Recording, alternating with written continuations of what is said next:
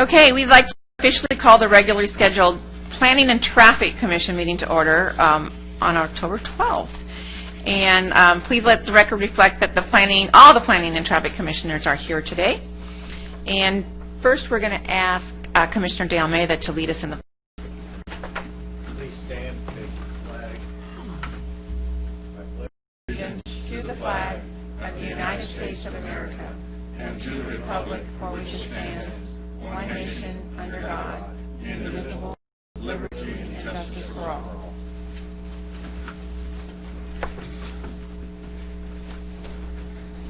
Okay, so now we would move into public comments. If anyone would like to address this commission on an item that's not listed on the agenda, now would be the time. But before we do that, let's introduce our new, what's your title, Jennifer?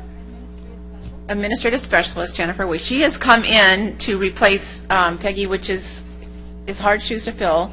But so far, she brought good treats. And, you know, it's all about the treats. So, and she made these. I wanted to actually formally introduce Jennifer. She's going to be introduced to the council next week. So this is Jennifer Weiss. She's our administrative specialist, replacing Peggy Samantha, who was with us for such a long time. Jennifer actually worked previously with the city of Lake Forest, and from 2013 to 15, she was a part-time records specialist in development services. So she's familiar with all the massive amounts of paperwork that we create.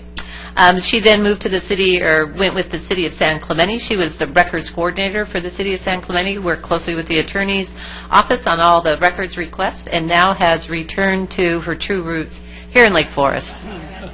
So we welcome Jennifer, and we'll make sure you have her contact information. She can sign you up for seminars, help with scheduling different arrangements, and of course, she'll be our contact for the packet, and we'll be here at all the meetings. Well, welcome. Are there any public comments on an item that might not be on the agenda? Okay, then we'll just move beyond to presentation item, which we do not have, and we will go to the consent calendar. I'll move consent. I second it. It's been moved and seconded to approve the consent calendar. Please vote.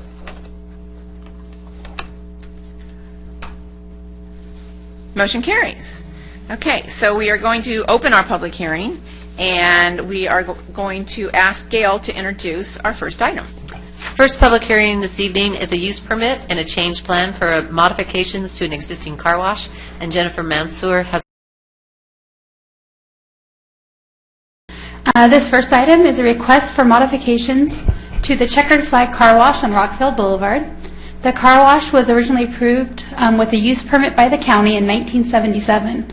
The original car wash equipment contaminated the soil and groundwater at the site, and in 2013, a site development permit was approved by the city for a remediation system at the site.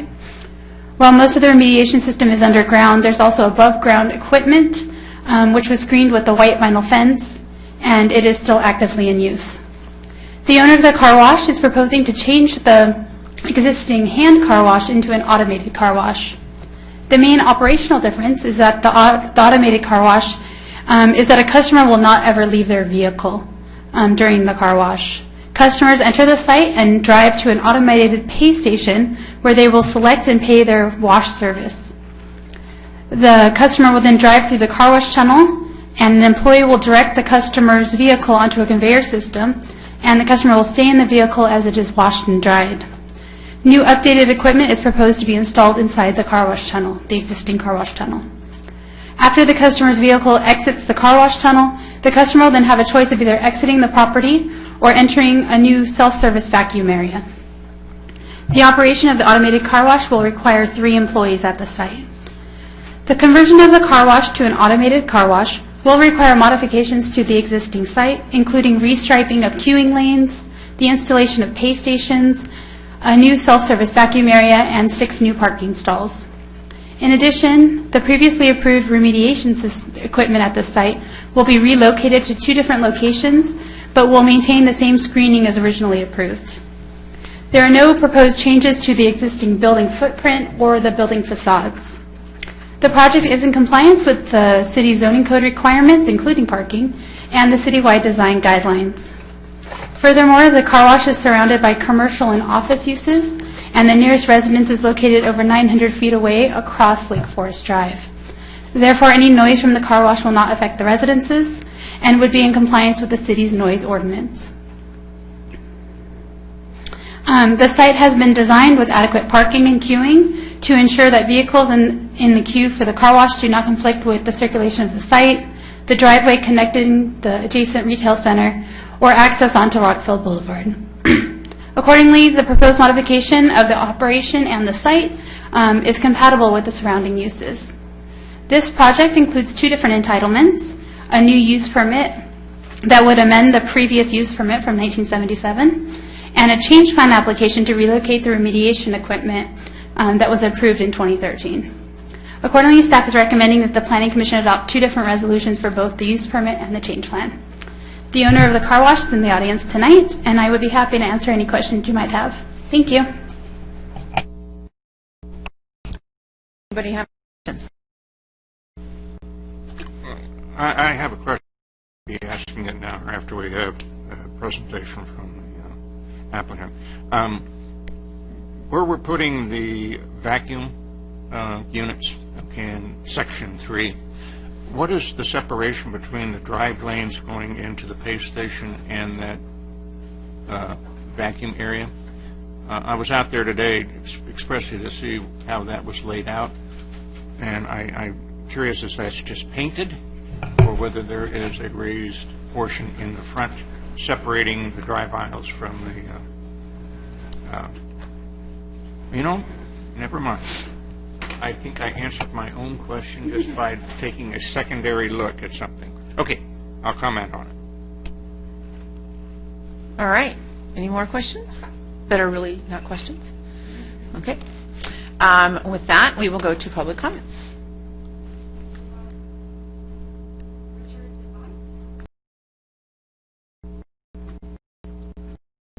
Oh, and if you could just state your name and city of resident, we would appreciate that for our tape.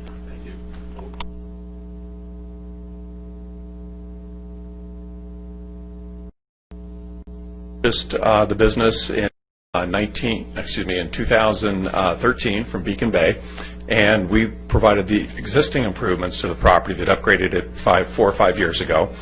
We worked carefully with the staff in our change plan application and have reviewed their requests for conditions of approval, find ourselves in agreement with it, and if there are any questions, I'm here to answer them this evening. Thank you. Okay, does anybody have any questions of the applicant? Well, I might as well ask the question because I still may have the same. Where we have the vacuum stations, okay, you have Section 3, which aligns and abuts the drive aisles, which are one direction going into the pay station. Correct. Is there any raised separation to prevent people from driving out from those vacuum stations directly into that line? That was the only thing I saw that concerned me. What we have is a raised, rubberized, delineator is what I'll call it, that's striped with yellow and alternate blacking markings to keep people from moving in that direction. Okay, so there isn't a time to separate the Yes. two. Yes. Okay, thank you. Okay. Anybody else have questions? That's a good thing, I think. Okay. Okay, so with that, we'll bring it up here for discussion. Okay, yeah, I went out there to look at the site today because I was a little baffled with the Section 3 and the concern with that ingress going through there and seeing the vacuum stations. Because what's going to happen now is the individual in the car is going to be negotiating through the area where now the employee does. And I wanted to ensure that they were not being able to drive out from that vacuum station into a one-way drive, because that would just make a mess. And I did not realize, I just saw it when I was asking Jennifer, these are permanent vacuum stations, correct? Okay, they are located in the center of each one of those aisles, so that'll keep them from doing it. And then I would assume that there's not enough space differential between the two to where somebody who wanted to go over your little deal could get through. Okay, thank you. All right, any more comments? All right. So would anybody like to close the public hearing? I'll close the public hearing and recommend that we take staff's recommendation. Was that a motion? Yes, that's a motion. Is there a second? Yes, I'll second it. It's been moved and seconded. Let's vote.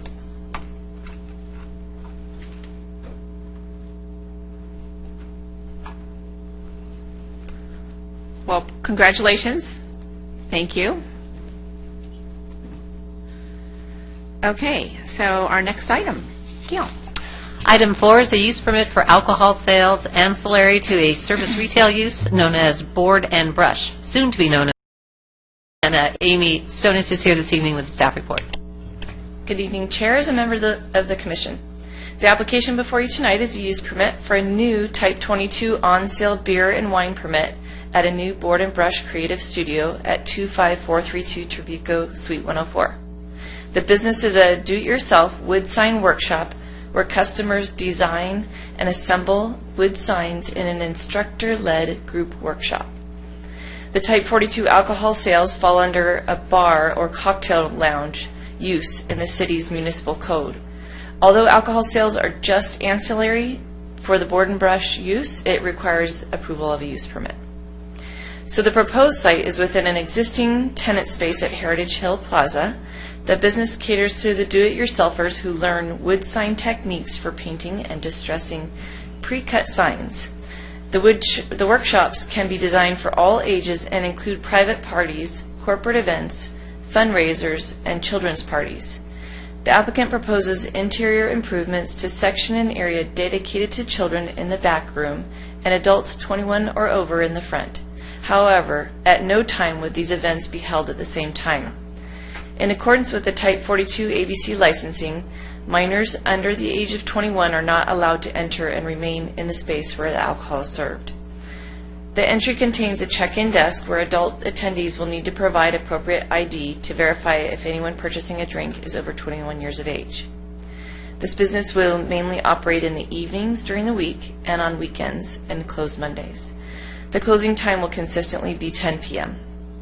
Parking for the use is adequate based on the shopping center standards. And overall, the operating characteristics of the Board and Brush use are similar to other service and retail businesses within the shopping center. The primary use is for clients to design the signs where they have the option to drink wine or beer during their 3-hour instructor-led workshop. Children's parties are only held on weekend mornings in the rear section where alcohol is never served. And at no time would there be anyone under the age of 21 attending an adult party in the front section. The proposed use is not anticipated to cause problems due to alcohol consumption. Therefore, staff recommends approval of the use as proposed and subject to the recommended conditions of approval. Thanks for your time and consideration. I'm available to answer questions, and the applicant is here as well. Does anybody have any questions of Amy? Is there going to be any proposed signage on the outside of the deal, since they are selling alcohol? You know which ones I'm talking about, that there's no consumption, so those signs would be part of one of the, I didn't see it. So those signs would be required based on ABC licensing requirements. We don't typically have any condition or requirement for that in addition to anything that the ABC requires. Thank you. And just to confirm, this is just beer and wine? That's correct. Okay. On sale beer and wine only. So if I have a 20-year-old and I'm having a birthday party and I bring my girlfriends, then the 20-year-old can't come in. That's correct. Okay, what if I have, what if I don't drink alcohol and I don't intend to buy alcohol, or I don't, my friends don't intend? We will not make, We're in the back room? you don't have to drink alcohol. But can I bring a 20-year-old in? So the licensing is based on the ABC licensing, and their rules would be that you have to be 21 to be there. Okay. So there goes my birthday party. It's not going to happen. Yeah, we'll go in the back room. All right. Does anybody else have questions? Let me Oh, one more. jump in on that, because you do bring up an interesting deal. What if you have a group that is under the age, but older than a child, they're not 18 to 20. Okay, they don't meet legal age. Would they be able to have a party within the facility, and no alcohol would be served at that point in time, and they could have it in the front section? Well, that was kind of my question. I know that's what you were alluding to, but there's a differential between one coming in as a guest and everybody else drinking and them not, which I understand. But then I asked the This same is thing. expressly a non-alcoholic Yeah. party. So a non-alcoholic party, I might defer to the applicant who's far more savvy at the ABC licensing with this in between and how they plan to operate. All right. Question on hold. Any other questions of staff? Okay, with that, we will go to public comments. Well, is the applicant here? Would you like to answer? Okay, and so you're going to need to fill out a yellow card eventually, not right now, and then you just would state your name and welcome. Thanks. Thank you for your time. I'm Amanda Carnahan, and this is my husband, Scott Carnahan, and we are residents of Lake Forest. We're very excited to open a business in the city that we live in and are actively involved in the community. My husband's been involved in the Lake Forest Little League for about 5 years, so we're really excited to work in the community where we live. To answer your question, the ABC has very, very strict laws in the state of California, and these are state laws that once we license our premise, it's no one under 21 is allowed in that premise unless we do not license a certain portion of the premise, which is that back room, which has to be separated. Again, these are state requirements. So no one under 21 is allowed in the licensed area. So even if you're not having alcohol and you're under 21, you cannot be in that area. It would not be in the area, but you could do it in the children's area if you were so inclined. In the non-alcohol under Non-alcohol 21. side. And the state of California requires people that are not of age, they have to enter through a separate entrance as well. And didn't the application say that you wouldn't be holding at the same time that you'd have an adult party? Correct, but it really has nothing to do with children and non-children. It's 21 and under 21. Well, yeah, okay, so, yes, sorry. But, so you won't be having an under 21 party while there's a 21, Correct. an older party, which would clarify your Correct. answer. So Because there's, this is a night out. You want to go out for a night. You don't want, I would imagine, I have 2 kids, and if I'm going out for a night with my friends or family, I don't necessarily want it to be filled with 6-year-olds and 7-year-olds creating a painting of their own. So they're going to be held completely separate. separate times. Separate times. Okay. Anyone else have questions? Okay. Oh, one more. The video security, do you have there? I don't believe that the complex has any security at this point, but I'm not sure. Do you plan to add any of any kind, any security cameras? Or what provisions do you have to do identification for make sure people are 21? Checking IDs. We'll have a check-in desk right at the beginning of as you walk into the studio, and we'll have someone there checking IDs at that time. What's your process for that? Just checking IDs as they walk in. We have a stand similar to this one, and people have to register for this event. It's all pre-registered. You can't just walk into the studio and take a class because all the signs are customized. So you can't just walk in. You have to pre-register, and everything on our website will say age 21 plus. The last thing I want to do is turn someone away at my door because they're not 21. So the state also requires you to have on the outside of your door 21 and older on premise. So everything will be stated 21 and older, and then we'll check IDs as they walk in.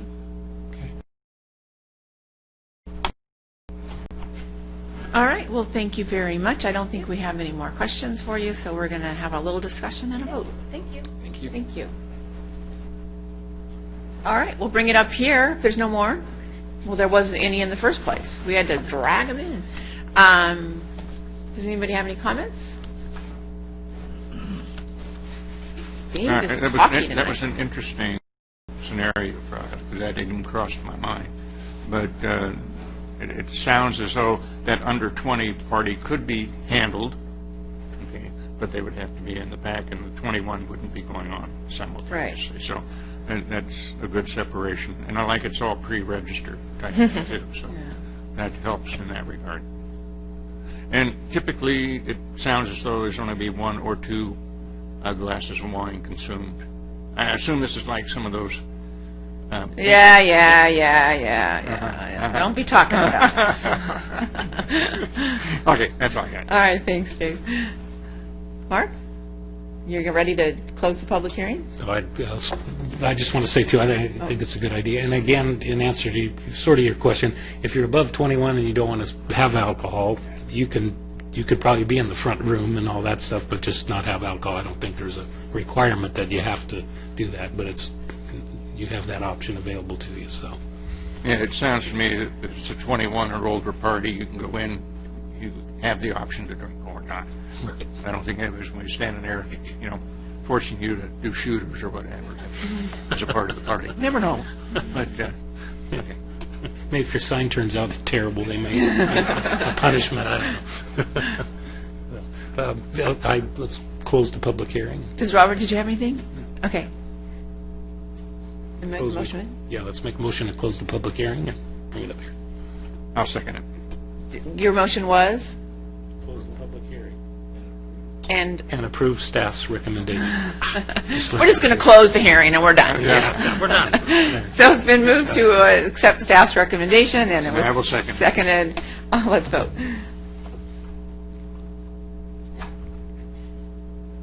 Well, motion carries. Welcome to Lake Forest. All right. I bet Gail's got another item. We do. We're just moving along. Item number 5 is a public hearing. Amendment number 2 to a previously approved tentative track map, 17300, for refinements to design features and adjustments to the grading plan for the northeast section of the Portola Center project.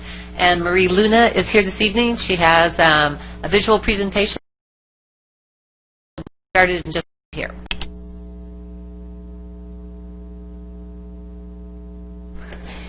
Please give me a minute. Although we have it on the top, it doesn't seem to be coming up. You take your time, Maureen. Thank you.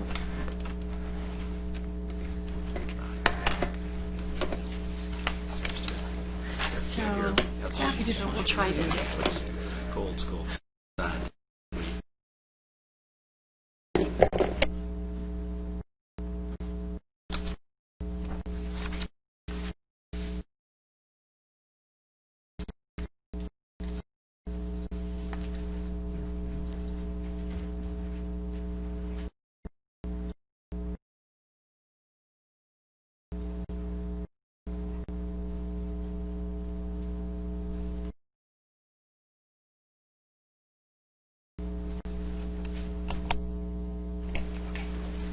Should we just turn this off here? Oh. Any help?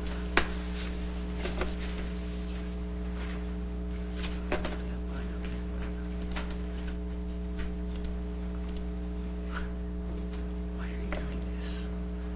Okay, I don't need that. It's not ready. Okay, so maybe we'll... Don't make changes and then push OK. Okay. Just use recommended settings, right? There we go. Okay, there we go. Okay. Thank you. You're not signing it, but okay, fine. Oh, my goodness. That's you. Okay, we will, this will be under you, Doug. Anything goes wrong, it's Doug's fault. Yeah, it's Doug's fault. I wanted one earlier.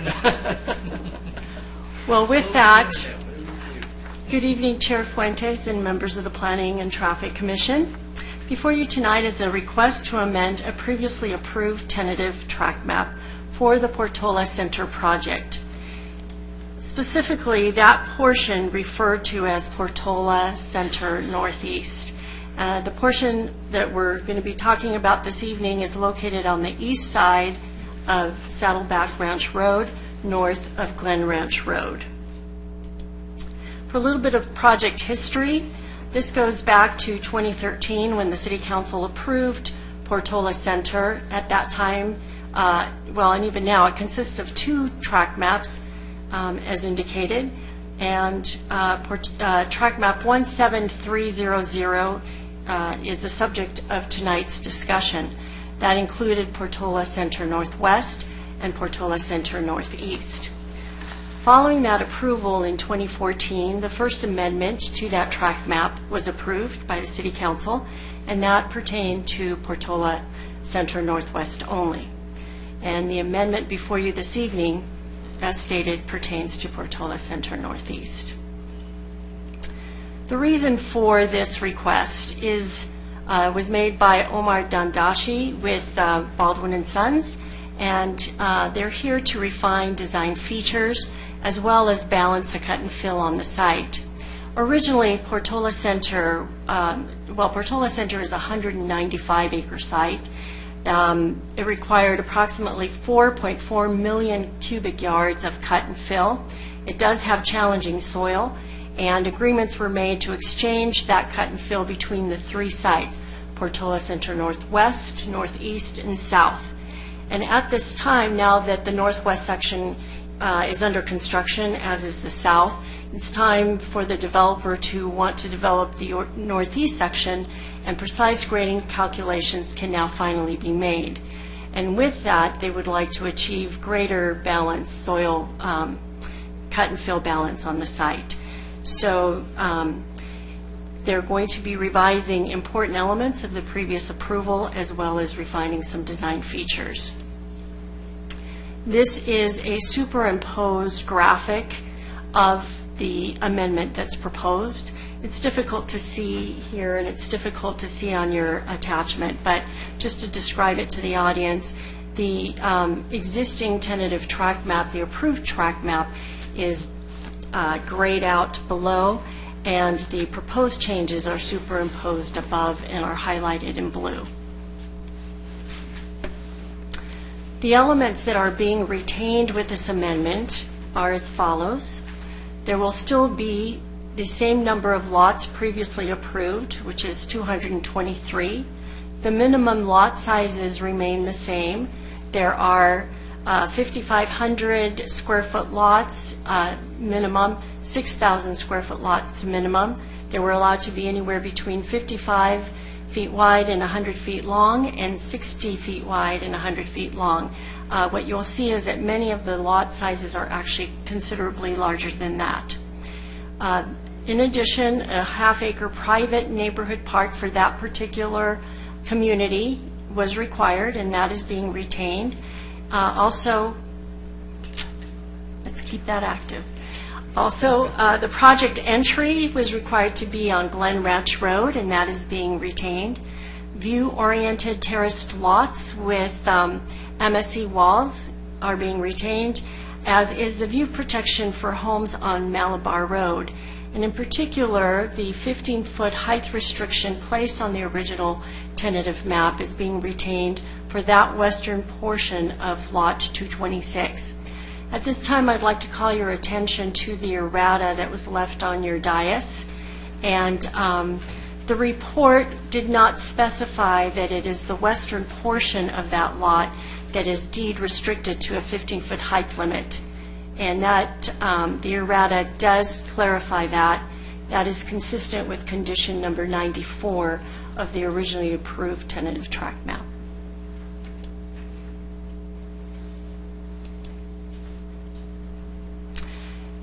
At this time, I'd like to give you a brief description on the design features that would be refined. One is the Glen Ranch Road entry. Essentially, the drive will be lengthened so that there's additional queuing of 22 feet. That accommodates 2.5 cars so that there's less spillage onto Glen Ranch Road. That also gives the applicant the opportunity to reduce the number of automated gates that were originally proposed, 3 to 1. The private neighborhood park is being relocated, and lots are being reconfigured so that lots that previously did not have park views will now have views of the park, And the cul-de-sac location at the northeast portion of the site is being improved to allow additional homes to be located within the cul-de-sac. This is an exhibit of how that Glen Ranch Road entry will be modified.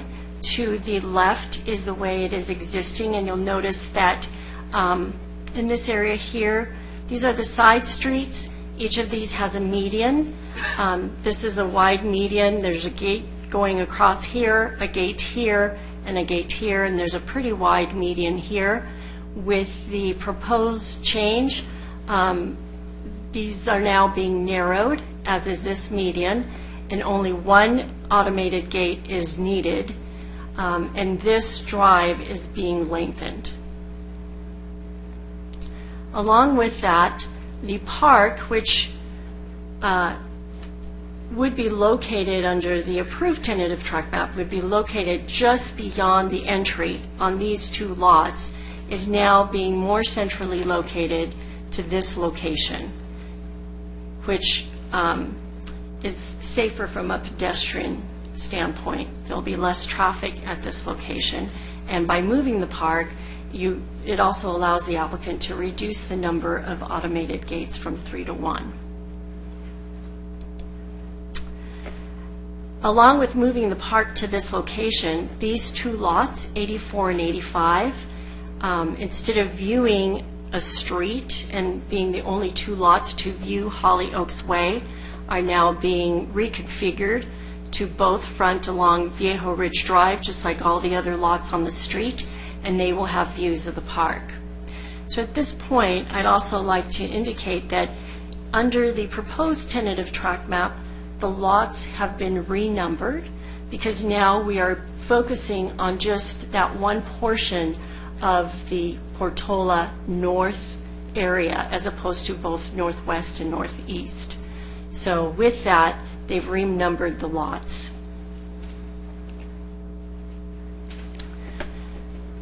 Another design feature would be to adjust the cul-de-sac. Oops, I'm moving this around. They've moved this street down from the top portion of the track map by moving it down and reconfiguring these lots here, which previously faced Highland Oaks Drive. They will now be able to face the cul-de-sac. Also, prior to doing that, it was only these homes that benefited from the cul-de-sac location.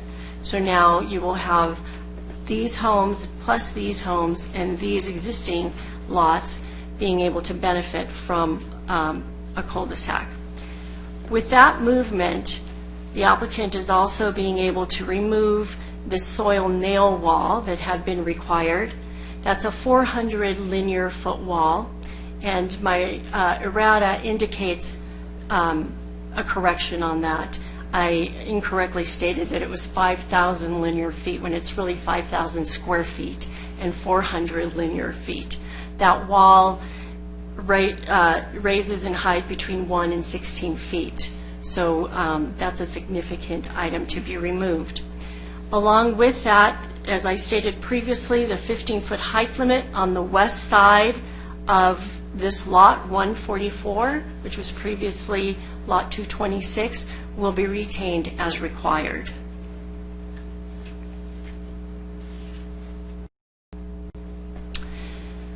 With regard to refining the grading plan in order to achieve a greater cut and fill balance for the site, the majority of the building pads will be raised by 3 feet. However, with that being said, a lot of respect has been paid to maintaining the views for the lots located along Malabar Road. When the original Portola Center project was approved, there was a lot of care taken to retain views for those property owners, and that is being continued through these design features. So the pads actually will be lowered under the new plan. Most of them will remain at the same level, with the exception of one that is being raised 7 inches, and that would be lot 135. So again, with those improvements, the soil nail wall will be eliminated.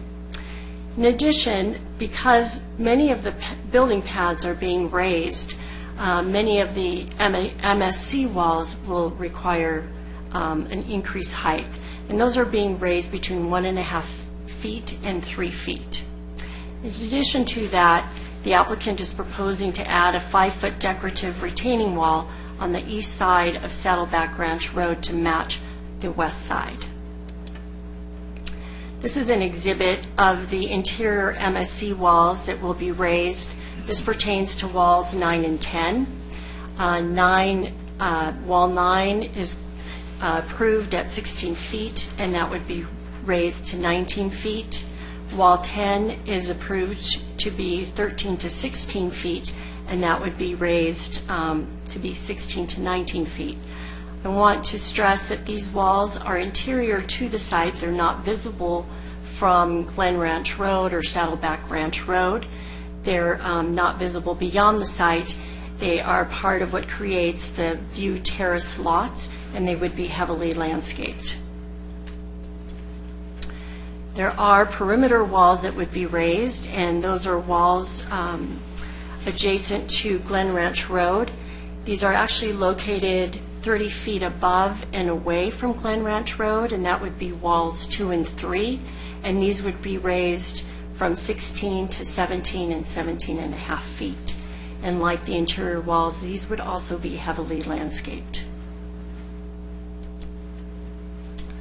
The last MSC walls, well, not the last, but the last MSC walls that would be raised would be the 2 walls that primarily front Saddleback Ranch Road, although these are located 20 to 50 feet above Saddleback Ranch Road, and these would only be raised 1.5 feet. They're approved at 11 feet high, and they would be raised to 12.5 feet.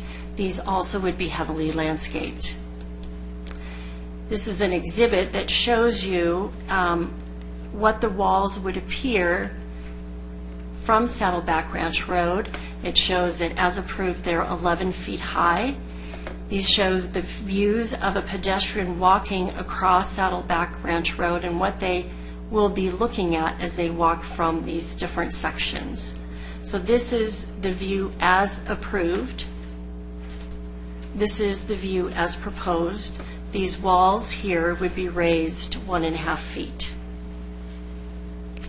So I'll go back so that you can take a look at those again. Oops, sorry. That is the view as approved at 11 feet high.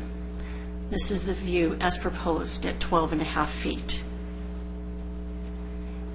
And lastly, the additional improvement that would be made would be to add a 5-foot retaining wall along the sidewalk on the east side of Saddleback Ranch Road to mirror the 5-foot retaining wall on the west side.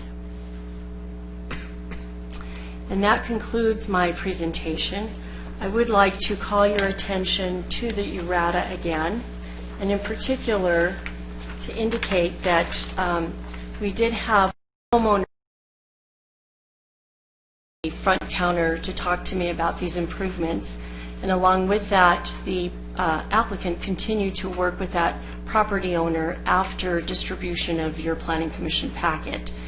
So the work that they continue to do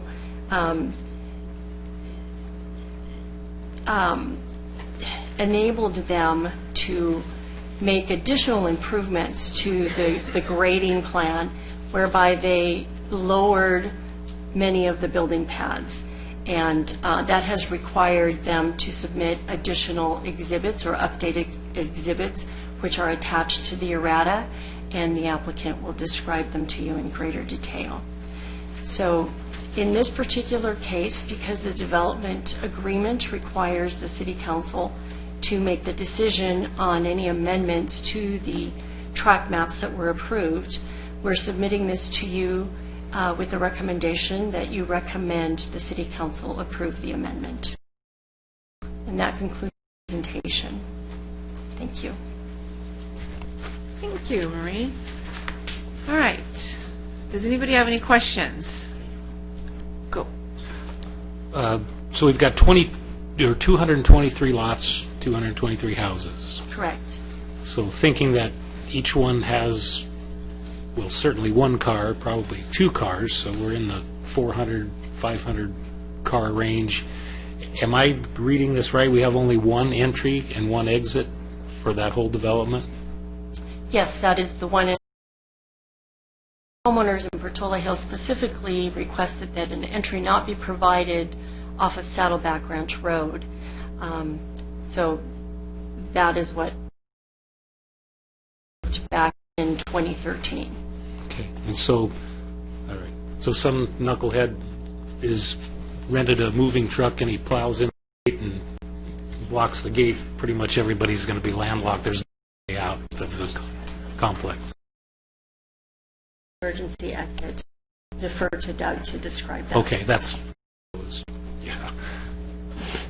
Right, to the commission, there is an emergency access located between Saddleback Ranch Road and the new signalized entry that you're referring to, and that's for emergency vehicles only. And I guess if there was, similar to the fires we're having right now up in some of the hills here, there are emergency access, and they are being used at that time by residents as access points. Okay, so okay, that's Correct. kind of what I was getting at. So there is, okay, thanks. And then the other thing is, these are all private streets. That's correct. Be all maintained by The homeowners association or whatever, and there'll be no, well, unless there's an agreement with the sheriff's department, there won't be any police or sheriffs patrolling there, vehicle code enforcement or whatever, because they're private streets, unless Correct. the homeowners association decides to have an agreement with the sheriff's department. Yes. Okay, thanks.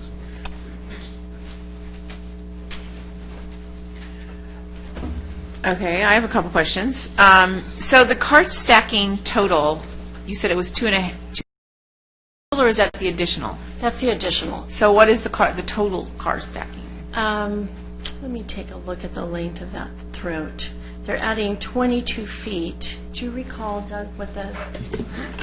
To the commission, I don't recall right offhand. I do know that the minimum requirement through the city's requirement standards is one car per lot stacking distance. So if there's 200, what's a lot, 223 lots? 223 So there would be lots. 223 feet minimum, and I think they met that previously, and now they're adding an additional 22 22 feet. feet. So it does meet the minimum requirement of the entryways. I was a little confused on those two extra gates. And Unfortunately, I can't tell you why those were required at that time. That is not what is being proposed now. In fact, those two extra gates are being removed so that there will only be one at the very entrance here. So I would defer to the applicant to explain the history behind those. okay, we'll Or hold that Doug then. may know as well. Oh, Yes, Answer the commission. that tonight. I'm sorry. One reason they did do that was so that they could meet the minimum requirements. The entry was closer to Saddleback Ranch Road, and by relocating the gates further back, that allowed more stacking room and stacking area for the vehicles right away and onto the property. okay. In the cul-de-sacs, one in particular, I think did I count correctly that you've now in one cul-de-sac? Actually, there's probably 3 homes directly adjacent to the cul-de-sac. I'm not sure. Cul-de-sacs, although they do feed into this street. And there are these homes here would be in the cul-de-sac as well. So before, there was only one lot facing the cul-de-sac on this side, and these 2 lots faced Highland Oaks Drive. Now these 2 lots will be facing. I live in a cul-de-sac and there's never parking. So I just think if you add additional.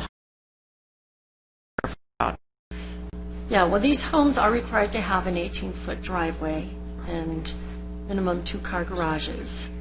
So essentially, each home would have its own 4 parking spaces. Okay. And there would be parking on this portion of the street as well.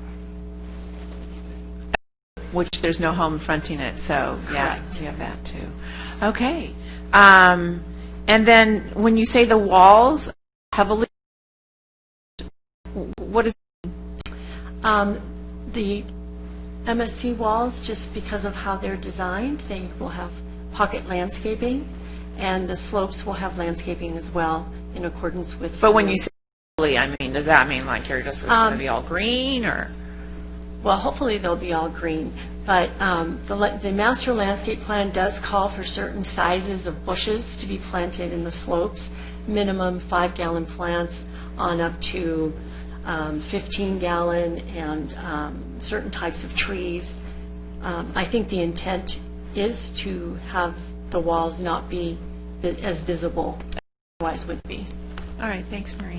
That concludes my questions. Does anybody else have questions? Tom? On your front entry where you have the gate, is that going to be a manned gate or is that totally automated? Fully automated, okay.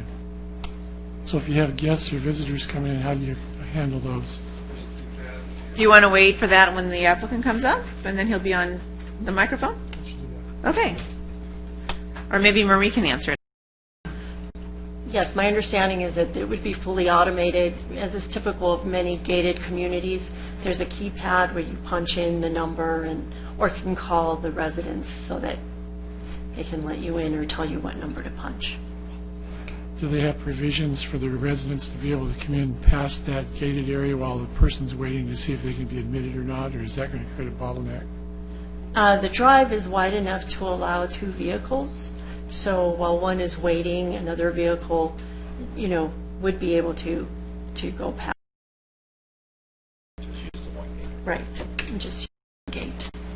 We have a condition in there, conditioning that says that the homeowners association has to inspect the garages to make sure they're parking cars in there and not filling them full of other stuff. In the CCNRs, once the CCNRs are actually developed through the site development permit process.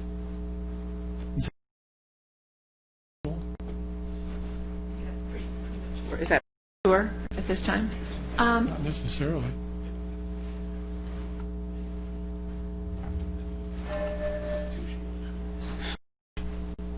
Yeah, I would have to ask the applicant. We're checking with our city attorney. resident attorney right now. She's churning. Has been a condition that has been placed times on rental projects. I'm not sure that it could be applied to single-family homes that are for private ownership. If I could add some additional information. In the past, when we've looked at projects, especially condominium and townhome projects, not the single-family projects, it's the applicant who proposes a parking management plan, and they may propose to do garage inspections or however they're going to handle it. The city to date has not made conditions of approval that you shall go out there as an owner and do that, but we have had people offer that through the parking management plan as part of their program. And again, in this particular instance, when we've got very large lot, single-family homes, all with streets with parking on it, we've got more than we've seen in most of the divisions in the city. Well, that was my concern, because it looks like the lots are fairly large. You could put some fairly good-sized houses on it and put a lot of people in there with cars. So that was my question. That was the reason I was asking.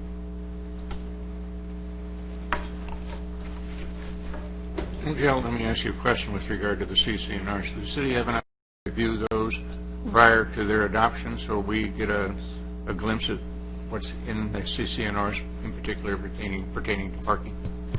Yes, we do, and also the Public Works Department, the Planning Department looks at it, as well as the City Attorney's Office. There are already conditions of approval placed on map 17300, and so there is a condition calling for CCNRs, and there's a number of things the city's concerned about: MSC wall maintenance, landscape maintenance, et cetera. So there's quite, as I recall, there's a very lengthy condition, and we've already reviewed the CCNRs for the south side and for the northwest side as well. And if I could ask one other question, and this is simply because I wasn't around for the change, but lot 114, what is the 15 feet? What is going on that lot that there's a height restriction being placed on it. It just seems like it's a vacant lot. No, that is actually a lot that a home can be placed on, but when they did the view analysis from the homes on Malabar, had a home been placed that was 35 feet tall going across the entire lot, it would have impacted the views for one of the residents up on Malabar. So they agreed to limit a portion of that lot to development at 15 feet in height in order, out of respect for the existing views the resident had up above. Okay, so what you're saying is this house will be a different configuration probably than any other in the entire... Okay. And one other question for you, Marie. When you Yes. talked earlier in the, give me a little bit more information on what the challenges are with the soil there. Well, I think the challenges are that you're talking about 4.4 million cubic yards of dirt that had to be moved between all three sites. And so now that you're at the end of the game, basically, there's more dirt left on the northeast side than could have been anticipated originally. And so in order to not have to export that dirt and create some environmental concerns, as well as additional cost, the applicant has rethought the grading plan and to refine it to be able to keep as much of that dirt on site, and would like to do that without impacting the views or any of the other features of the.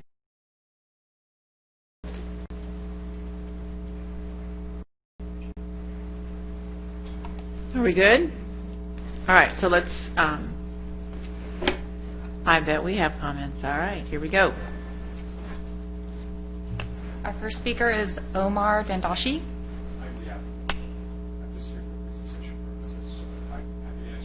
I think we had a couple for you, so. I'm Omar Dandashi. I'm with Baldwin & Sons, and I live in the city of Eastvale.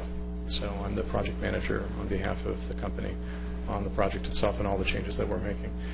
We also have a short presentation if you'd like to have that. It's up to how you'd like to have it. Well, let's not get carried away with that.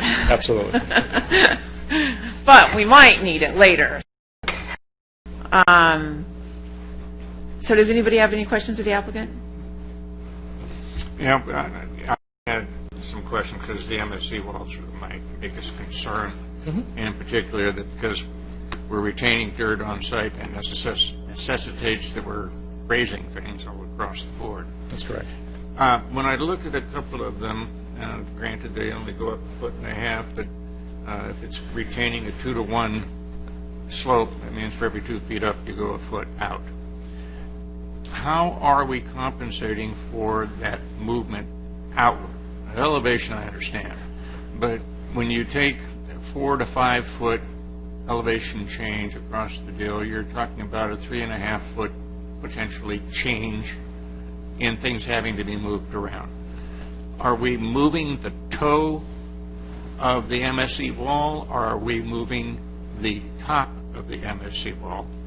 And if they're being moved where one, the toe is moving, and the other one, the top is moving, are there any requirements that are specified for separation between those walls? Because my concern is you're going to get in a crunch. You're either going to encroach on the property, and in one instance in particular, that is on the wall number 6, that has the potential to encroach up onto the sidewalk. So if you're moving it and it's going up 3 feet, so it's moving 1.5 feet potentially towards that sidewalk, and I don't know what the separation is between the sidewalk and that wall. Okay. So those are concerns that I have with the MSC walls. They have a tendency to move. So is there any formula that you're using to ensure that the separation doesn't encroach or make that wall seem overly burdensome, in particular in the interior? And I understand we don't have a view concern at that point in time. But having had experience with one wall in particular, you move 1.5 feet and all of a sudden things start disappearing. And I'm very concerned about a 3-foot elevation height change, which means 1.5 feet at least movement in that wall. It has to go somewhere, either toward the street or the resident between the walls is being decreased?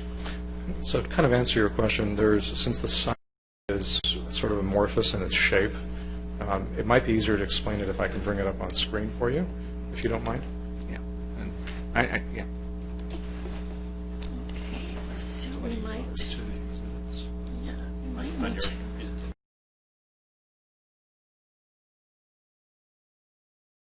It'll open. It does. It doesn't like it. We have it on the flash drive.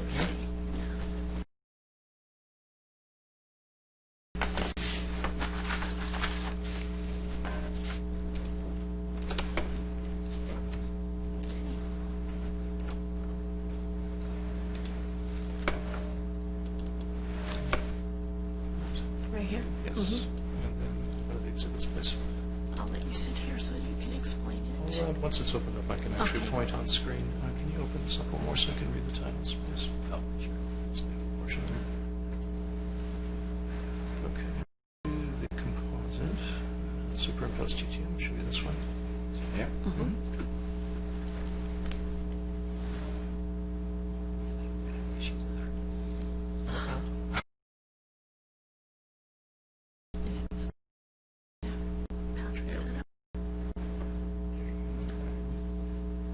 Wow, that just didn't come across very clearly.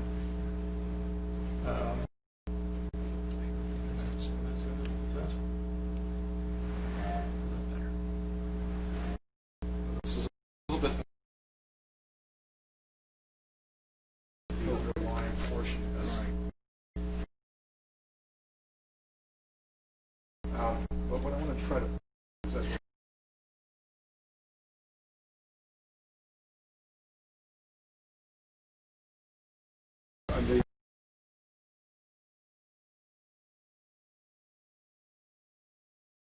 look at how some of these lots are being configured. So we have the ability to shrink them down a little bit because they are larger. So we've met to the city. We're actually exceeding them in many places. But the whole idea is to make the adjustments on these walls. Now, we've also changed the batter of the wall. So an MSE wall looks fairly vertical, but it does have a batter going to it. And so we've actually changed that to an 8-to-1, so it gets to be more vertical in the way it's stacked up. And so this is one area where we've picked up some of the differences that you're talking about. But we've kept the separation between the walls staggered because they're terraced, so that we could have land so that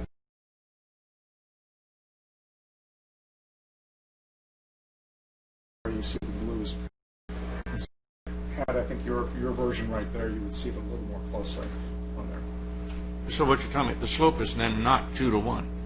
Slope's Slope not will 2-to-1. vary dependent upon Where we have soil, the we have wall this- itself. Correct. So, so the wall itself provides some kind of a slope back, so there's a batter with that. The actual ground that's between those two walls is 2-to-1. That looking at a vertical or a perpendicular for all More like handle.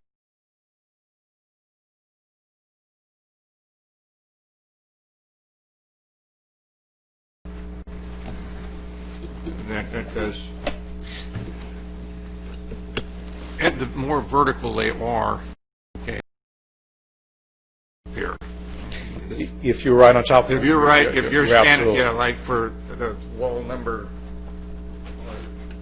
6.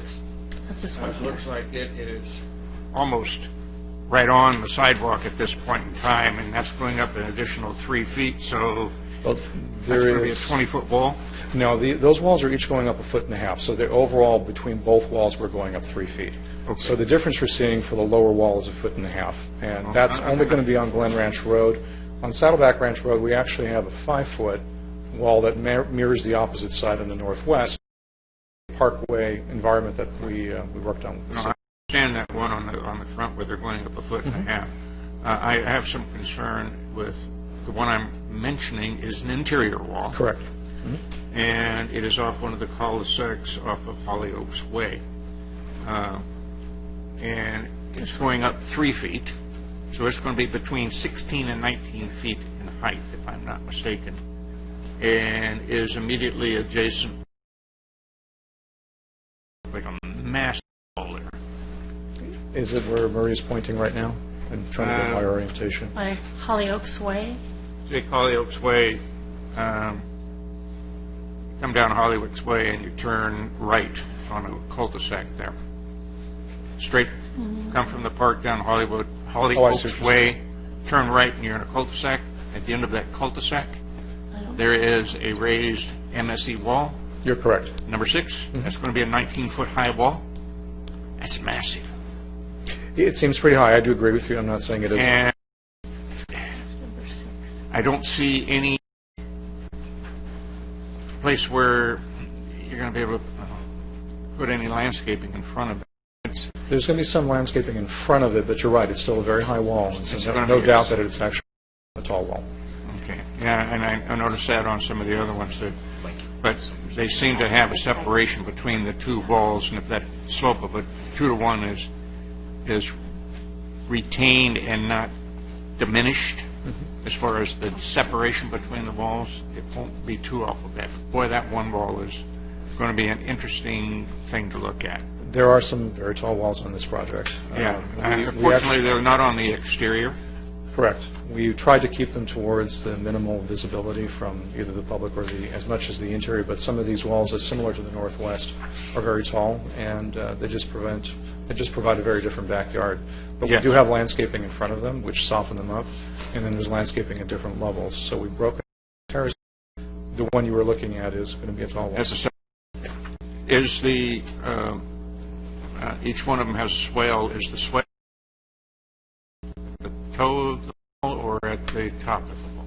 Well, they're at the top because you're picking up the water as towards that wall so it doesn't topple over the wall. Okay, so all those would be at the top of the wall. Correct. Okay. Oh, okay. All right. Any more questions of the applicant? All right, so now you can say. Thank you. Thank you. Okay, we have another speaker.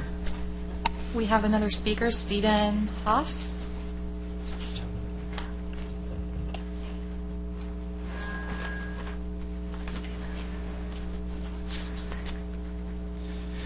Commissioners, I just came to answer some questions, actually. Could you Commissioner- just say your name? Sure, Stephen and- Haas. I'm with Baldwin & Sons. I actually worked on the original entitlement for the company. Commissioner Carter, I think you were here. It's been a few years. A few, yeah. I think we quit. He does not, absolutely. I'm well preserved. Just a couple of comments made earlier that if I could clarify. The site was always a balanced cut and fill site. The reason to move dirt between the 3 development areas has the backfill that's required for the retaining walls. So there was not enough what we call select fill that was on the northeast site, and that's why there was a transfer of dirt. So it's actually, from the standpoint, a geotechnical standpoint, to use backfill in the walls, that we wanted to use the select fill from the south on the northeast site. The site was always balanced. We designed it that way originally in the original entitlement. Regarding the parking, typically you put restrictions on parking in garages when it affects the public parking for other residents in the community. We have that problem, as the planning director mentioned, on multifamily projects where there's only 2 cars that or two parking spaces are provided for per unit, and there's not a lot of street parking. We did do a very extensive parking study for this project to ensure that there was adequate street parking.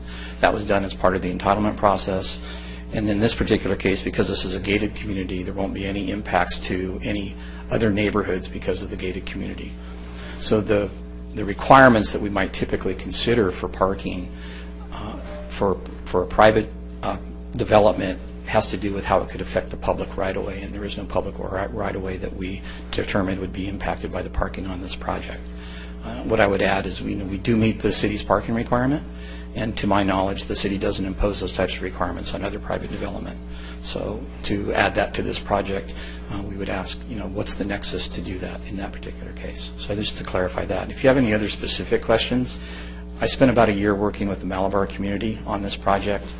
There was substantial redesigns to lower the pad elevations to satisfy that some of the residents up there.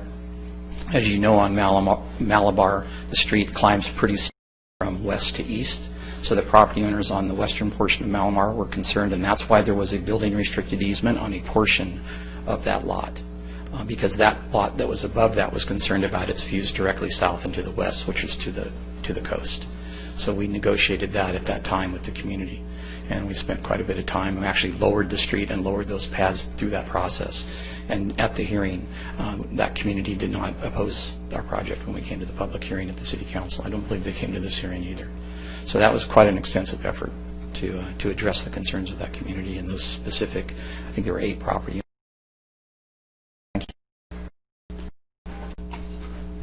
Okay. Well, that concludes our public comments. We're going to bring it back up here. Yeah, a couple of comments. Oh, we might have one more. Got one more? Okay. You'll need to come up, because we like you to use the microphone, because you are being recorded. And then you're going to need to fill out a form or hand the form to right there, and then just state your name and your city of residence. Oh.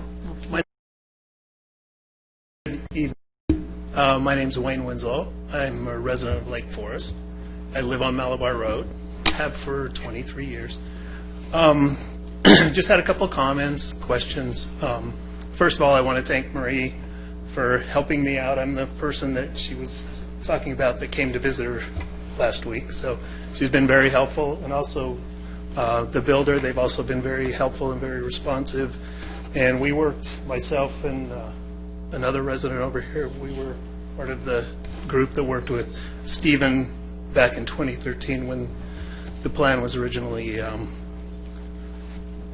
approved, and they've been very respectful of the residents on the existing residents on Malabar Road. So really appreciate the cooperation and the communication. It's been very, very nice. Did have a couple of questions. First one is regarding the nail wall that's being removed at the top of the cul-de-sac. There was some issues with slope slippage probably 5 to 7 years ago, maybe even longer, in that area. And I guess my question is, if they remove that wall, how are they going to remediate or mitigate issues with potential?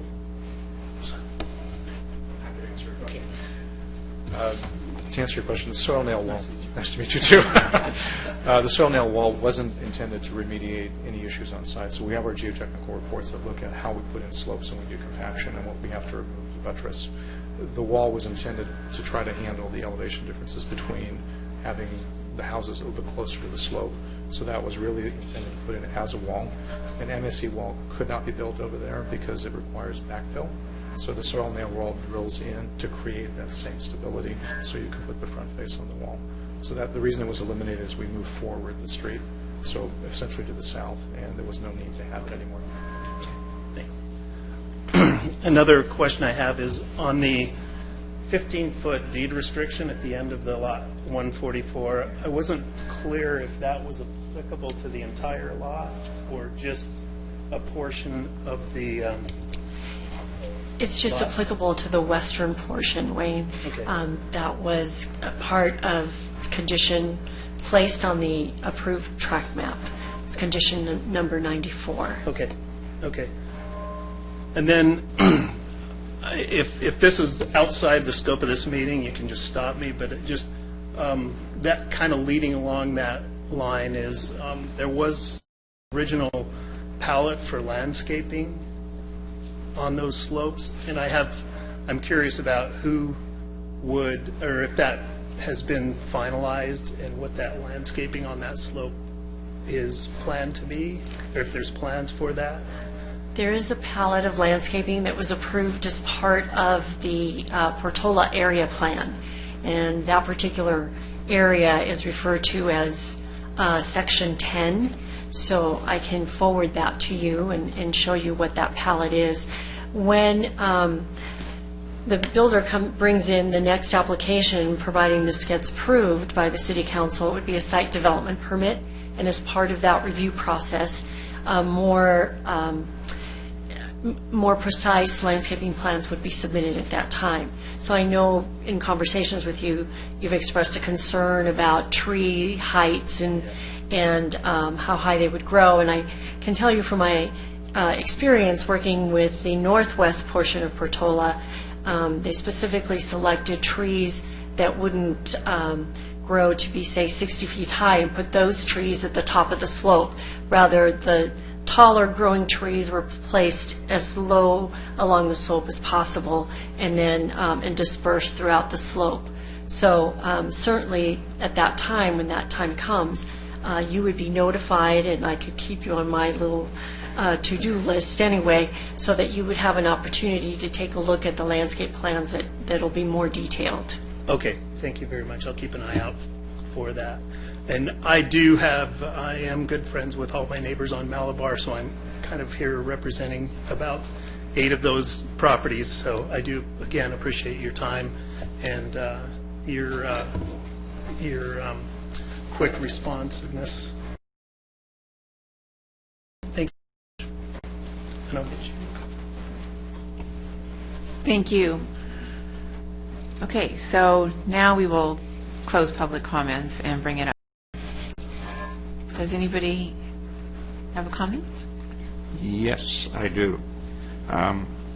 I'd like to make some suggestions for when this goes up to council, that maybe some modification be made to some of the presentation items, because my brain hurt by the latter part of this afternoon trying to figure out at least this one page drove me absolutely insane. It's where you change the numbers, and I was trying to figure out what that particular chart was showing me.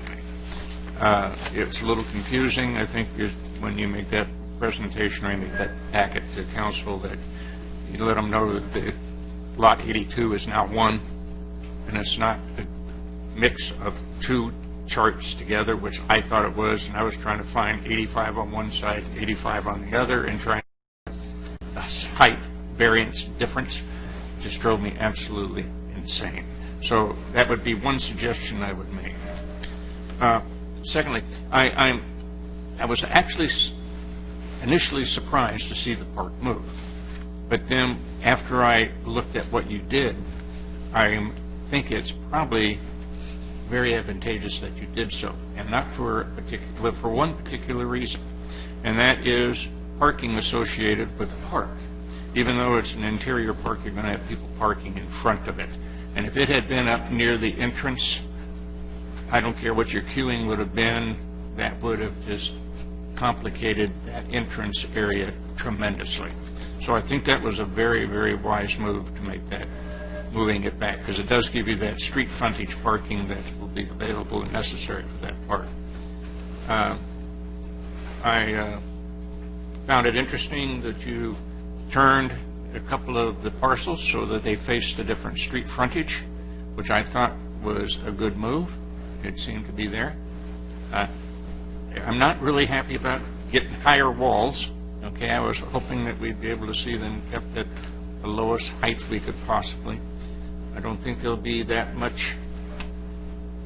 You won't be able to notice the 1.5 foot change on the exterior walls, provided they're not brought closer to the main thoroughfare. Now, I understand there's 30 feet or something of that nature, so I concur. I don't think you'll be able to notice the difference. It will be interesting to see the plant palette suggested for those, because I know when we were doing the MSE wall and the retaining wall evaluation process that we went through, and I picked up on your comment, a green wall is a wall. You know, it doesn't matter if it's brick or green. If it's massive, it's just a massive green wall at that point in time. So that's why I was concerned about making sure we have something to plant in front to break that up. And that's one of my biggest concerns with the retaining walls. You have to have some variance in elevation, because when you're standing next to it, it's just a vertical wall at that point in time. So we can take some thought into that process of ensuring that we do have some elevation change associated with those MSE walls in the front to break it up even more than just having plant material on it. Other than that, other than having a very interesting process of going through the changes, I think overall it's pretty good. That's it. Tom?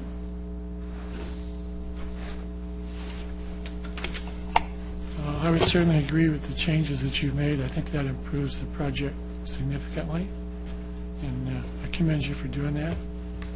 I have to agree with Commissioner Carter. I don't like real tall retaining walls, but I'm not sure you have too much choice in this particular situation, especially considering that particular area, that ground likes to be in cooperative anyway. And it's a difficult site from a geotechnical standpoint. So I appreciate the challenge that you got there, but I think all in all you've done a good job of improving the project as you've gone across, and I agree with the changes you made.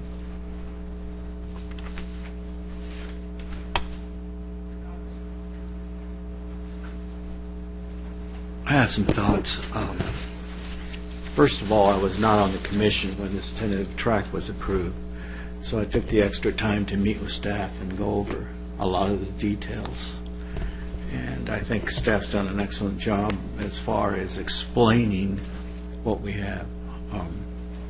I think it's important to note that, just so we know what we're approving, but it's based on the original map that's already approved and subject to a development agreement. But if you look at the pads on Heritage Oak Drive and the pads on Viejo Ridge Drive, there's a approximately 40-some feet differential between those pads. Okay, and if you look at lot 188 and lot 120, which is in this corner in here, there's a differential of some 90 feet between those pads. I think this is something we've inherited, and I think the design is aggressive, and in the future we should discourage that aggressive a design. However, I like the modifications. I realize the situation we're in, and I'm willing to support it. I think it's an improvement. Can I comment on that?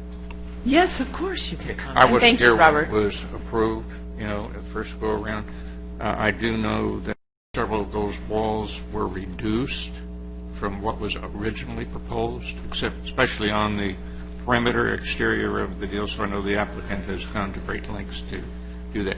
We knew, looking at first blush and just the contours that they were dealing with in the center, I believe those walls were reduced in height from what they were originally proposed.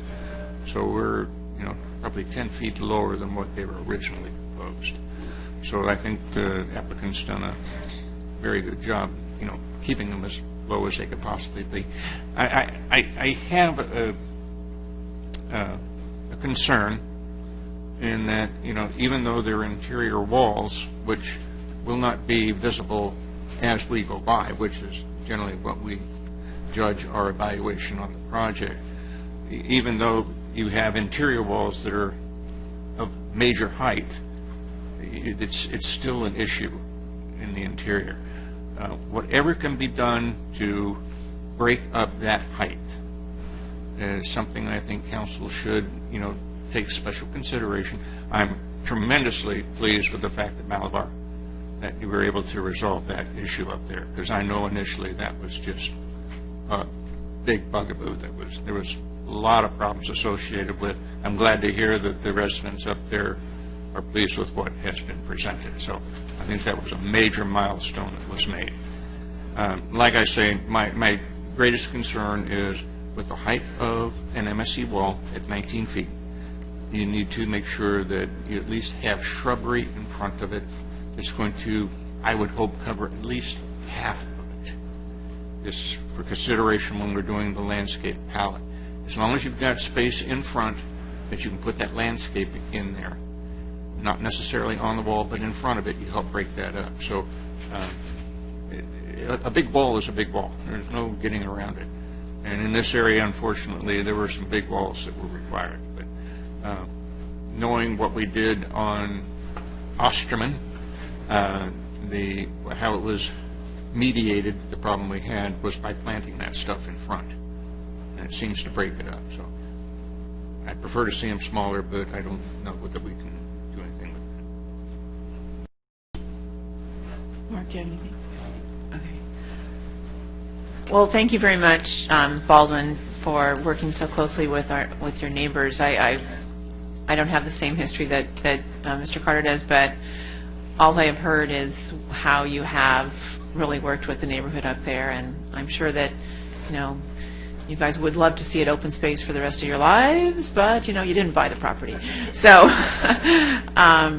anyway, thank you again for working so closely with them, because I think that Lake Forest has a reputation for having a stellar staff here, and when we get builders like you that come in and you work with our residents, it's a really nice thing to hear, so thank you. All right, with that, does anybody want to close the public hearing? I have a question. Oh, one more question. What is the actual action we're taking? Are we just certifying it, or is a motion required? We have a resolution. You're making a recommendation to the city council. Okay. I'm prepared to do that. Can I ask a question with regard to that? Sure.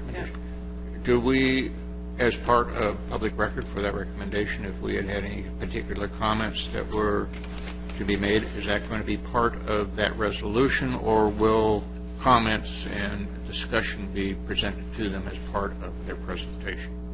We would include that in our, that the commission commented on X and Y in the staff report that we send to the city council. We'll also include a copy of the minutes, but there's not a official statement of comments that goes along with the resolution. Okay. The one thing I really would suggest as part of our motion that we make sure that this one graph is, or this one presentation is modified to where it's readily discernible as to what you're looking at. I see a lot of heads going like that. Yeah, I was looking at it and going, I have no idea what this thing is saying.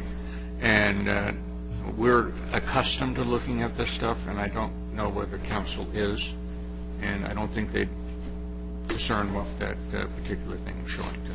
We'll certainly take that into account. Also, having the opportunity to see the graphics from a distance, we'll work on those too to get some better differentiation, so that we can get, so those will read better. Thanks. Okay. Robert? Okay. Given that this site is subject to a development agreement that occurred quite a few years ago with the City Council, and given that the Planning Commission and City Council had approved the tentative tract map, we're sort of in a spot that we can't undo anything that's there, or would we want to. I'd like to make the recommendation that we approve staff recommendation and forward this to the City Council. Would you like to close the public hearing? Good idea. Okay. Please include the closing of the public hearing. All right, so we've closed the public motion to close the public hearing and accept staff recommendation with a second. All those, and let's just vote then. Who is the second? Tom?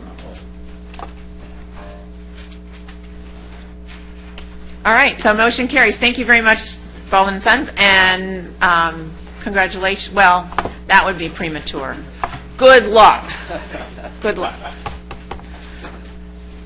All right, then we get to go right into the planning and the traffic report. This is what Doug and Dave stick around for. This is item 6, presentation and discussion regarding and communication.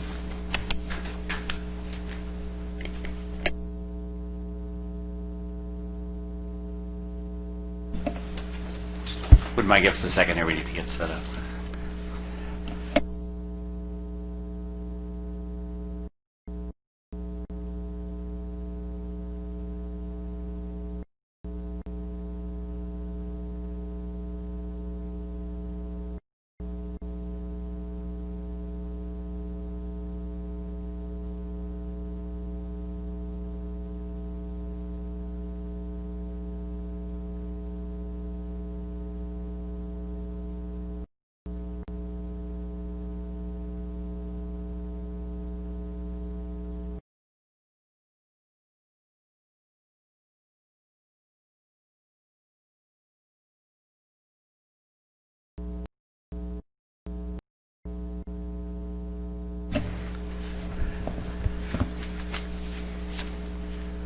Whenever you're ready, staff is ready.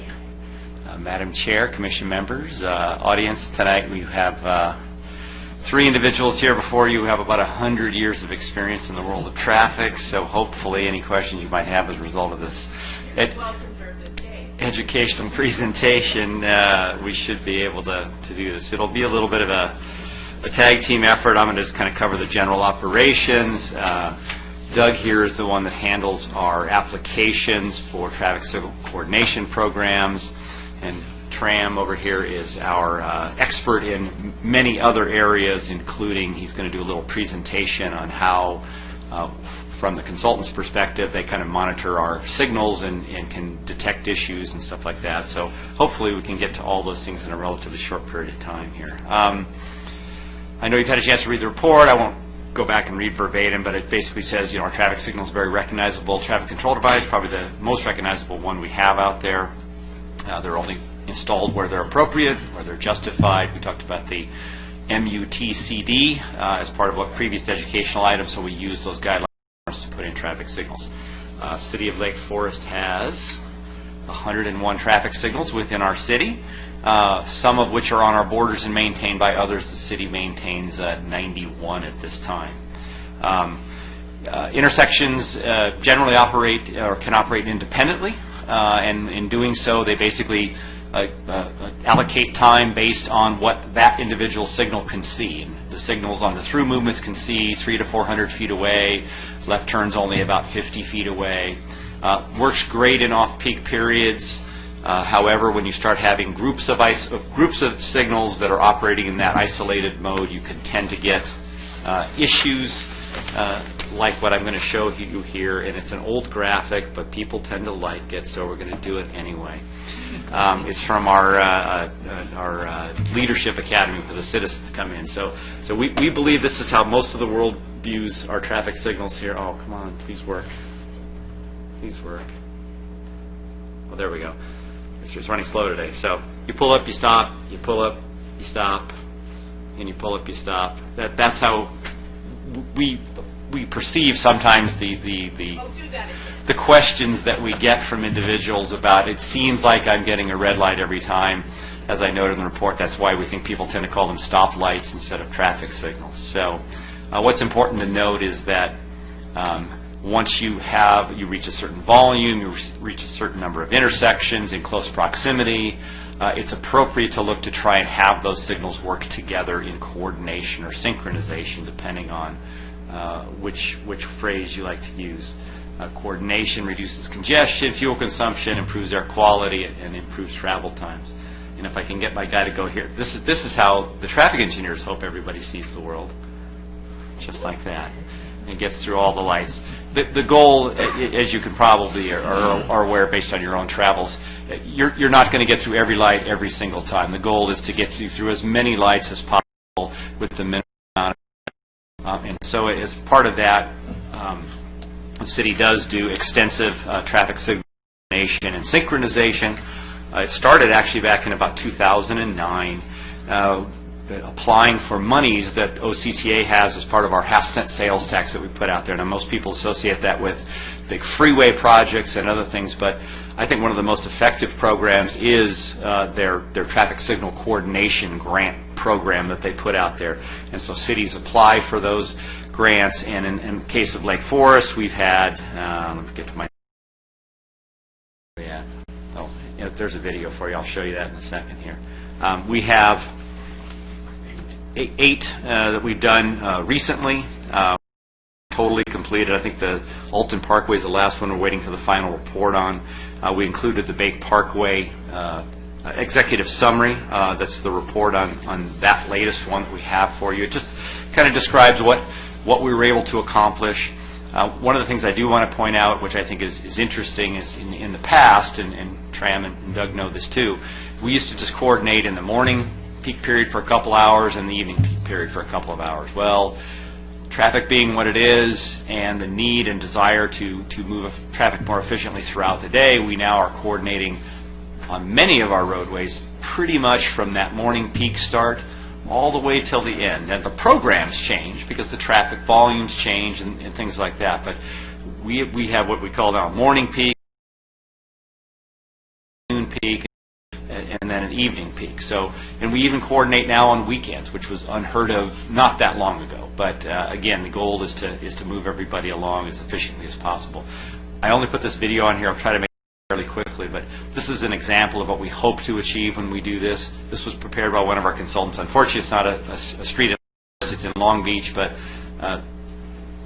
the idea, there we go. The idea here was supposed to show kind of before and after. Sorry about the grainy footage and stuff, but and I'll speed it up a little bit for you. But you can kind of see A is before without really any real coordination. Oh heck, that's my bad.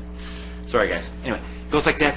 Well, the after is much better by about 2 minutes over that stretch, and so our goal is to move the movements through as quickly as possible and as efficiently as possible through there. These are the 8 or the 9 roadways that we have coordination on or have completed, and right now we're actually going to, and hopefully I get the next slide here. This is our map that shows everything that's been coordinated, and we're doing El Toro Road again to update the coordination, but also the equipment is an important aspect of this program. We have to look to the future in terms of how we coordinate, and so OCTA is providing funding to upgrade our communications equipment, and as well as some of the controllers and the units and the components within the controllers themselves. Right now, the El Toro Road one we have funding for. Rockfield is the one shown in red here on the map. That we're applying for literally what we call a call for projects, or this grant funding cycle. Doug and Tram both have been working diligently on behalf of the city to put together an application for us. So hopefully we will get funding for that we can also coordinate along Rockfield. I'm going to turn it over to these two guys because they know way more than I do about some of the intricacies of a couple things. One, how coordination is currently set up, and I put some information in here about time-based coordination, but I will let these two kind of talk a little bit about how that works and what a time-space diagram is. I'll also let them talk about the future and what the future looks like and where OCTA is kind of asking us to go in terms of what we're talking about. And Doug will talk a little about, we're talking about automated vehicles or vehicle-to-infrastructure communication, ASC, where you have adaptive signal control at individual intersections so it can distribute time in a real-time basis. So all of those things I'm generally familiar with, but I'm going to turn it over to the two of them so they can do a little bit more presentation work for you here. Let me see if I can get out of my slideshow and hopefully get them to what they need to get to. So I'll turn it over to them. Tram, you want to kind of come up? I'll switch seats for you. Good evening. Thanks for having us here tonight. And Dave did a great job of putting all this information together. There's a lot of information in a small amount of time and a small report that he's put together here. I'm most familiar with the traffic signal synchronization throughout the city. When I came on board, the city had applied for 6 traffic signal synchronization projects through OCTA, of which they were awarded funds to move forward with that, and I've been working on those since 2012 when I first got here. As Dave said, we've got 8 projects that we've almost completed. Alton was the last one. He had the list up there. El Toro Road, which was done in 2012, we were recently awarded last year to redo that. We're going to be redoing that, and then we're also applying, like he said, for the Rockfield in conjunction with the City of Irvine. All of these projects are multi-jurisdictional. We synchronize the signals across jurisdictional boundaries. Mission Viejo we participated with, City of Irvine we participated with, all the way down to Laguna Hills, Laguna Woods, up into the County of Orange. We work with all of those agencies trying to get these projects all coordinated and synchronized during different parts of the day, basically, as David mentioned. Right now, the signals are all working on the synchronized system that we've set up. We do have some systems that people have asked, well, why don't we coordinate Toledo? Well, we just don't have the traffic down on Toledo or the demand on Toledo to where it's a problematic in the peak hours right now. So this begins in Lake Forest and ends in Lake Forest. So it really wouldn't be to our advantage to coordinate that. We can do that among ourselves And that's something we are working on to do that with on a time-based coordination through the system here. TRAM has oversees our traffic operations, and we do have a master system which we share with the city of Laguna Hills, Laguna Niguel, Laguna Woods, and Aliso Viejo. It's 5 agencies went in together, remind you, without an agreement, and set up this traffic management system down there. And they actually oversee a lot of the operations that we have here. We can read other cities. We can't make changes in other cities, but we can make changes from ours. We have, it's a Centrex system. It's relatively new. Back to 2012, we entered into that. And that system can actually monitor our entire system. TRAM is going to be bringing up an intersection. You can see real time what's going on at that intersection. And with that, we can find out when there's incidences up. Anytime the signal goes offline, we can detect that. Anytime there's flashing red conditions or problems out there, that can also detect that and generate reports on the entire system itself. Let me see, can you bring one of those up? Yeah.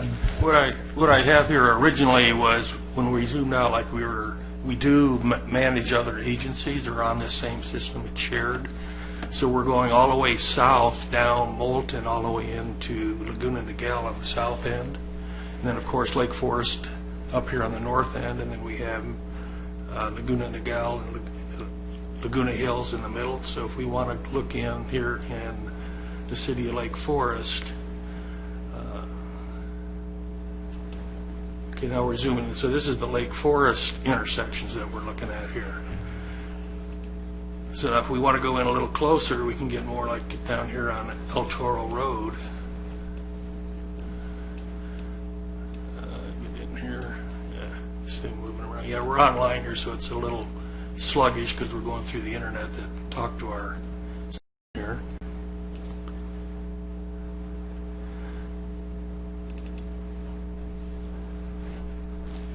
We basically have all of our signals online of the 91 except for 7, and those will be brought online with the new El Toro project that we'll be starting. In fact, the kickoff meeting is next Tuesday for that project. So here we're looking at, I can bring in like Rockfield's the famous intersection in town here, El Toro and Rockfield. You see what detail is happening. So we're seeing real time what's happening at the intersection right now. So you can see we're green here on Rockfield. The little blue here are these little vehicles. Those are the actual cars on the detectors calling. So here's a pedestrian that we're in a flashing don't walk across the street. And so now it's running. And there's other information here on what right now we're running free, non-coordinated, because we're after the peak period. So the intersection is just responding to the traffic that's within its, like Doug was saying, within its own little universe here. Within its detectors are back on the main street about 300 feet back. And so here you see now we have our left turn on and our through. So as soon as this vacates here, the detector, the little car going on and off there is the actual car that's on the vehicle, on the detector. Now they just dropped. So now we just went yellow because the car vacated. Now the opposing through will come on. So basically under free demand, there's limitations on how long, like at 2 in the morning, it'll just rest on where I was last, I say on El Toro Road, and then it'll only go to the other movements when there's traffic there. And it'll only stay there, for instance, when they leave the detection zone, it'll go yellow approximately 3 seconds later. And so, but during the day, like here now, we're still in the evening, it's going to cycle around. Is this, for instance, if 2 in the morning there's a This is what we're looking at. This is a graphic representation here. This is not a. This is an aerial photograph that it's on. But we don't. We can go back and look at the event logs. That's going on 24/7. The events. What's the condition of the detectors when they? We have programs in there where it sets up diagnostics on a left turn, for instance, at 2 in the morning. If you have a call and the way it's set up is approximately 15 minutes or longer, it's suspect, because you don't expect that much. So now we can go back, and then a lack of call if the detector's not detected within a certain length of time. And then we have different parameters on different times of the day, because at 2 in the morning the conditions are different. So we can look at those event logs and see what detectors are giving us. Because the detector, when it starts having problems, it's an intermittent problem. You know, you've all seen it where that left turns on, there's nobody there, and then the maintenance people, they go out and check it out and everything's working fine. But we can look back at the event log and see when it started. For instance, it'll say, well, it had a constant call at 2 in the morning. The call went away at 2:10. It ran for 3 or 4 hours and locked up again. So what the maintenance people will do, there's different things to check, as simple as retuning the detector. In the environment for a loop detector in the pavement's quite drastic, and so it may be something as simple as the splice in the pull box to that wire that's in the street to the cable. And so detectors are the biggest issue we have.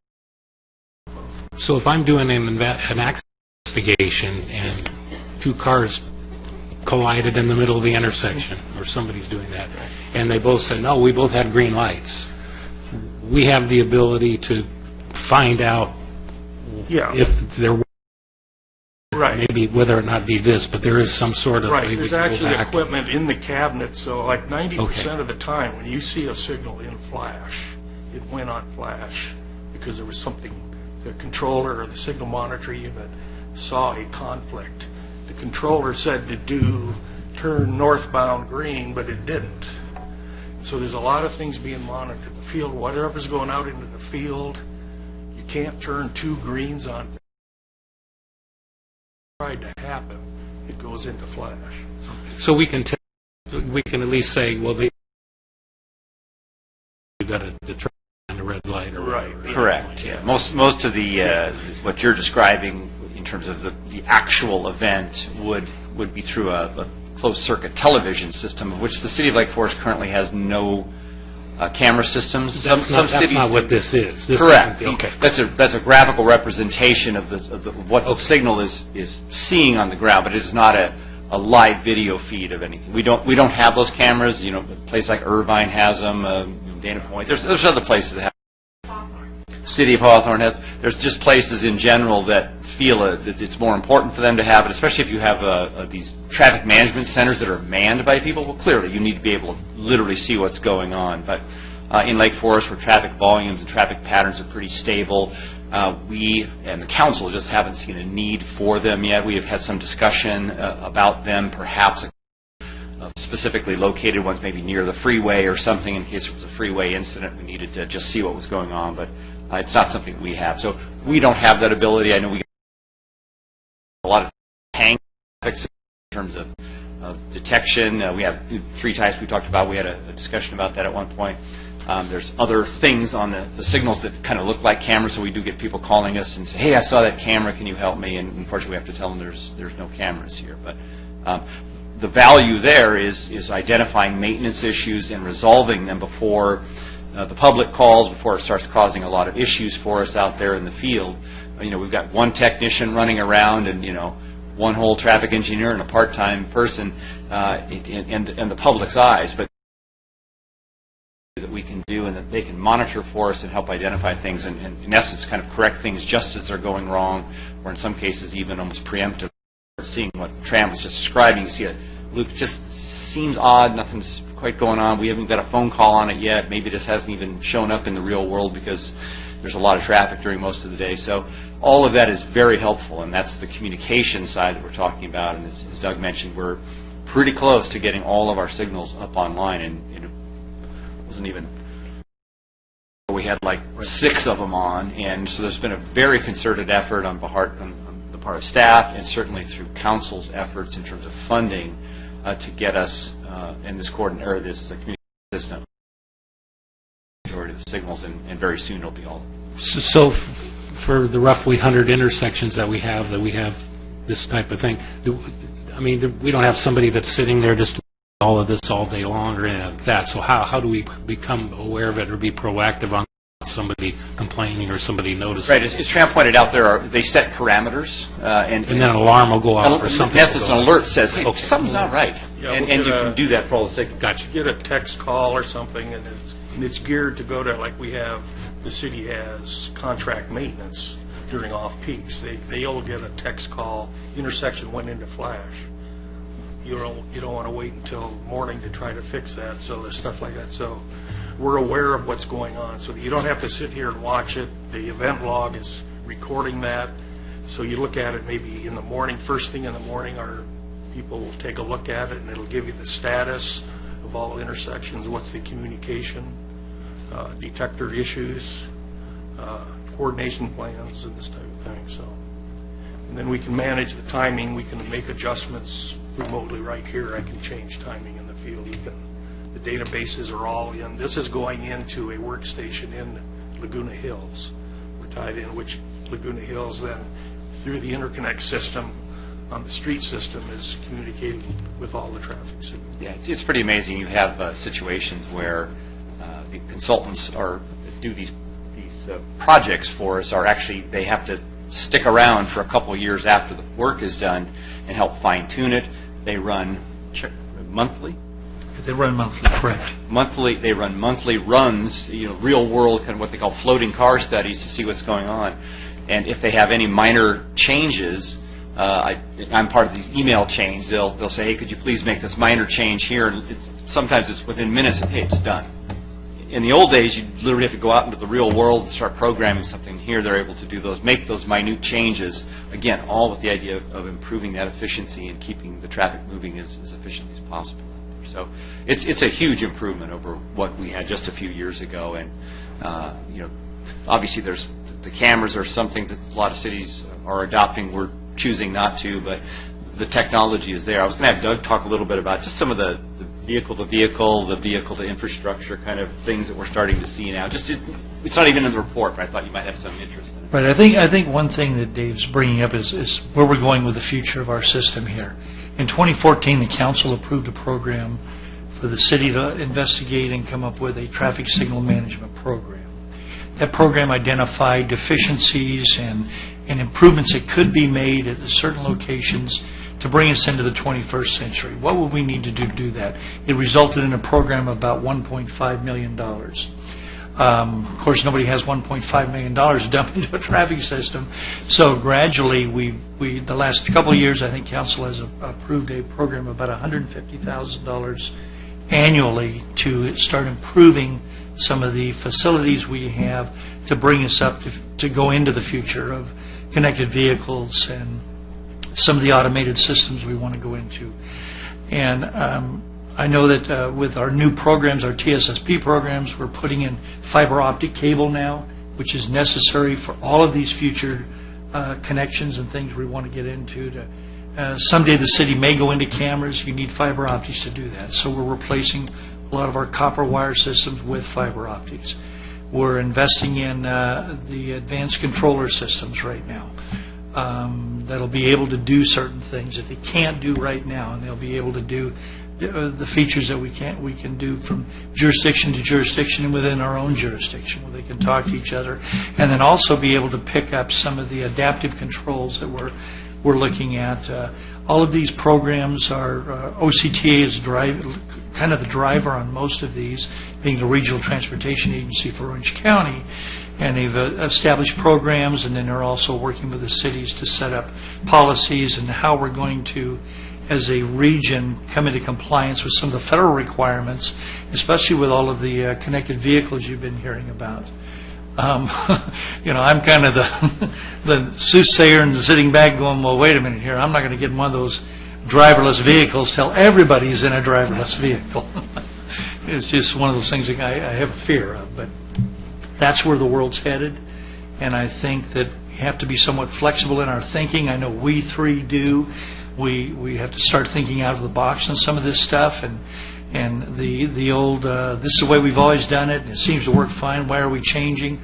There's nothing wrong with that philosophy, but I think as traffic engineers, we're tasked with looking forward and identifying the risk of some of these new inventions, some of these things we're moving forward with. How is Lake Forest doing, comparatively speaking, to the other cities with the adapt? I mean, do others are they doing that sort of thing? Right now, there's only a few cities that are experimenting with that. City of Anaheim did a project on Euclid, I believe, with adaptive signal control. I think around Angel Stadium, they did a... Somewhere around, they did a test project. Right. The city of San Diego is doing a project right now, I know, and they're actually trying to tie in some connected vehicles into that program also. But it's very experimental at this time. Right now, our focus, as well as most of the Orange County cities, has been on upgrading our equipment and getting our systems in shape so that when these policies do come down from the federal level, down to the state, down to the local region here, we're prepared to, excuse me, for implementation of some of these things as they come on board. That's been our city's focus as well as the majority of Orange County cities. So we're looking good. Compared to other cities, I think we're looking really good. We're looking very good. Because we're involved in other agencies, so and we're on the leading edge here. So great, Dave. Yeah, as I understand it right now, and I dealt with one of these things because I did the data processing in Fountain Valley, and we initiated this a long time ago. I hate to tell you how long ago it was, but anyway, right now, as I understand it, the signal that we're looking now is on automatic control. It's just controlling itself within its own entity. Correct. It's that now we have, during the day, that is coordinated then through parameters that you have set up with other signals on that line. So they are in turn, so at some point in time it says, okay, turn that off, turn on the control of the signal by itself, just because of volume. As I also was going through the staff report that you guys provided, we have 19 signals not connected at this point in time. Am I reading that properly? Actually, I think we're down to 7. If I got the numbers wrong, I apologize. Yeah, we have 7 that are not of the 91 that the city controls. Of the 91 that the city controls. Correct. Of the 91 the city controls, are the controllers at this point in time compatible with the AST requirements? Where if we were able to, could we switch over to that? What's the time frame we're looking to where we would be able to turn this over? Because I know it's taken up a tremendous amount of your time to go out there on a weekly basis or a daily basis, make the tweaks to what's ever necessary on a given line, or the AST would do that across the entire system continually. Unfortunately, at this time, we just, in fact, ironically, OCTA just did they wanted to find out from all the cities, and I think part of it is they're trying to design their funding programs to match that. We have, of the 91 signals, we have only 3 of them currently have that state-of-the-art controller in them. We are looking to upgrade them with El Toro. We are looking to upgrade them on the rock field, but the balance of the city still has what we call the older generation. And so part of it will be, this process will be incremental. So you have to get the equipment within the cabinet, and then I think Tram and Doug could probably describe a little bit about, you have to have additional detection and other ways for the individual signals to kind of see what's going on, something a little more sophisticated than we have. So there's additional costs associated with that. So we're headed in that direction by something we think it's appropriate to do just as traffic engineers, but OCTA is also pushing us in that direction. We talked about the fiber optics, you need that, the upgraded controllers, and then you start talking about some additional detection, and then at some point you can start implementing.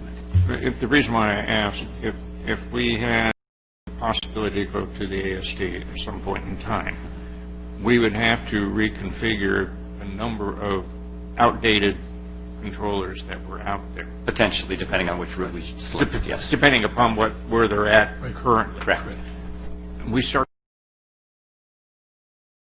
9-ish. 2009 we started on the citywide is when they started. OCTA had a requirement that all the cities needed to enter into a local signal synchronization program or plan. So each city had to develop that plan to comply with funding requirements to get some of the OCTA signal system. The reason why That's I'm when it all asking, started. you know, the technology advance between 2009 and now is just, it's astonishing what's happened. I would assume that the majority of the controllers we have in existence would not be compliant with the AST. Correct. Operating, it's like at a different operating level. Yeah, They're not that's for those advanced features that we're not taking. Now, the advanced advantage of. features would be But the talking controllers to the would- car and talking, but Right. as far as the advanced system technology to control the signalization to where you don't have to manually make the adjustments on a daily or weekly or whatever period of time, do we have that technical capability currently with the controllers that are there? Or are we looking at a 2-year lag to be able to get to the point that we could turn that AST on? Well, in terms of turning, let's say, a corridor into this advanced technology that we're talking about, we currently do not have any corridors that are currently equipped for that. We're headed that direction with El Toro. We're headed that direction with Rockfield if we get the funding. You'd still have some more work that you'd have to do, and then you could start having the signals operate instead of the way we currently do it with kind of time-based coordination. Each individual intersection could be looking at what's even in you're in coordination, but it can look at what's happening right there and start going, you know, give it 3 more seconds there and 2 more. Just those squeeze that little bit more out of or efficiency out of the systems, and that's really what we're looking at. That's that next. I don't even call it a leap, but that's the next generation. In addition to vehicle issues. Okay. So, and I looking at, you know, we can anticipate something like a 10% throughput enhancement once we go to the AST, probably even more. You could, I think, you know, certainly the time-based, we think, if you, based on all the is great, that's going to get you just that much more, just that much better. Okay. And the reason why I'm going down this is that I know we've got a study session coming up on the 27th, which is, the council is doing something. It would be interesting and probably advisable to get this before them, to where if we've got to upgrade controllers, that should be a priority now with an anticipated target date of, if you're not there within 4 years, the stuff that you change today is going to be outdated by that point in time. So, you know what I'm saying, that you got to be able to crunch that when we're ready to go time frame to where your hardware is now dating on the back end faster than you can get to where the technology thing is you want to get. One of the things we will be bringing to you as forward, and you know, this year and in future years, is a discussion of capital project recommendations, and that's kind of where that falls. Your predecessor, the one that Mark served on, the CTAG, actually looked at this very issue and developed some of the goals that we included in here, and kind of basically said, Council, we need to start looking at this.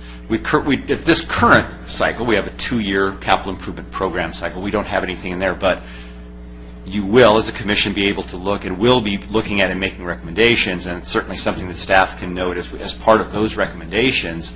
We can start looking to ask council to see, is this the direction we want to go? Where's the value? You know, we've got some initial numbers. Certainly, we'll continue to work with OCTA, but I think it's appropriate for the Planning and Traffic Commission to, at appropriate times, to make those kinds of comments of the commission as a whole. Well, I'm ready to move now. I would suggest that the next, planning session, there's never a more opportune time that's right in front of you to do what needs to be done, because you know the delay time factor is going to be, it'll stretch it out for 10 flipping years, and then you're already outdated on the back end.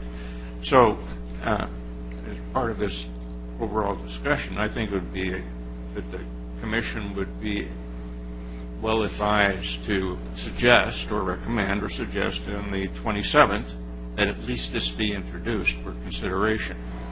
And we take those steps necessary to get the controllers that are in existence up to a point to where when it is appropriate within a time frame, I'll let you guys determine what that time frame is. I'd like to do like 2 years. That would you're looking at a $600,000 investment, something like that, if I recall correctly. Because I know traffic is a major concern within the community. and this would be something that would benefit the community just tenfold. And it might look something like perhaps picking a specific corridor. A corridor, you know, to take one as a to target, implement do it and be ready to go. you know, some of the County you're doing, pick a corridor and implement something there and study that and see, you know, where it's is it valuable, yes or no, and what aspects of it could be valuable. I could see that as being a very reasonable recommendation going forward. Is let's pick a corridor and see if this advanced technology actually makes a difference here in Lake Forest. Okay, if you were to pick a corridor, which one would you pick?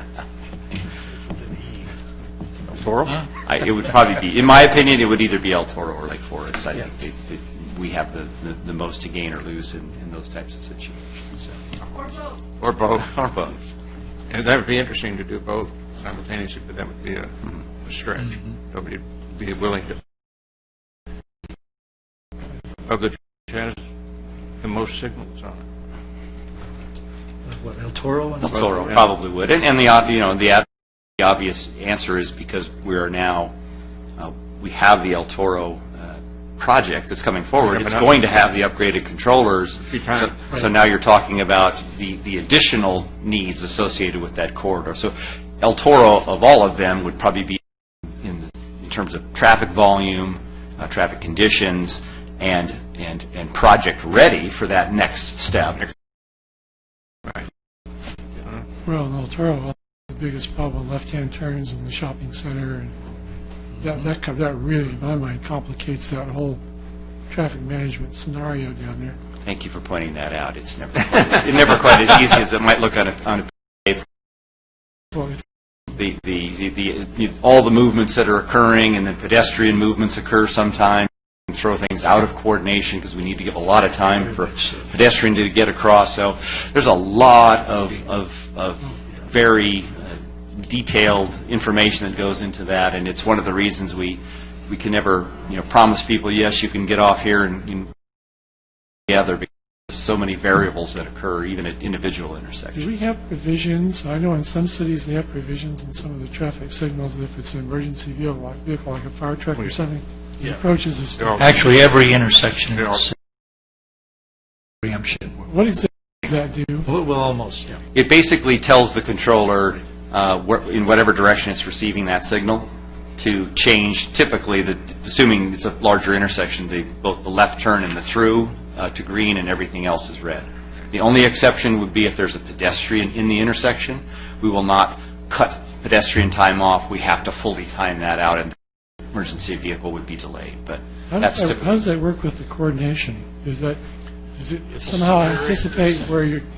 It throws coordination off, basically, but the system, what we say, has to get back in step. So the coordination will a couple of cycles back in step. Coordination work. So Centrax has no ability to deal with that at this point in time. Well, Centrax is the system that would actually allow it to preempt and then get back. So the doing that automatically with no manual input of any kind. See, the controller in the preempter, it has a condition you set up in there that says, where would I be? Now, for instance, let's say it just turned green for El Toro, and now Rockfield comes up and it preempts. We have settings in there where it says, if I turn green, what is the minimum green I'm going to give them? You can't just take it away. So it has something like 10 to 12 seconds, and then you're out of step. You're almost 50% out. So the coordinator or the preempter will look and say, where would I be if I didn't get preempted? And so it'll try to put it back as quick as possible to that to get it, so you can set where do I go when I come out of preempt. Probably on El Toro, any minor intersection, the way it's set, no matter what, it's going to come back to El Toro. You say come back to El Toro, but Rockfield, you got two arterials. Right. That's why it'll pick the quickest way to get back, and then that does take, we're running a 150-second cycle. That may take 2 to 3 cycles, which is 5 or 6 minutes. Right. And that happens at 5 o'clock. Yeah, we agree with that. If you had the AST in place, though, no, that cycling probability would, because it would automatically make the adjustment based on what was happening. If you had a preamp To a certain But point, no, you still, because it's physical time you're dealing with. Okay. It's still, you can't say, I'm going to just come back to El Toro and let it. Oh, no. Yeah, that controller will still, you have the same. It would still have to go through the same process, Right. but the process would be faster. Yeah, because one thing is that each intersection has to run on the same background cycle. So you may have a cycle at Rockfield in El Toro that's the 150, and then the next minor relative on a 150. And that's where the delay where they say, well, the side street, if that intersection was running naturally by itself, it might only run on a 90. So you're compromising. So it's a dance. It truly is. How do you, if Syntrax only works in Laguna Woods, Laguna Niguel, Mission Viejo, how do you?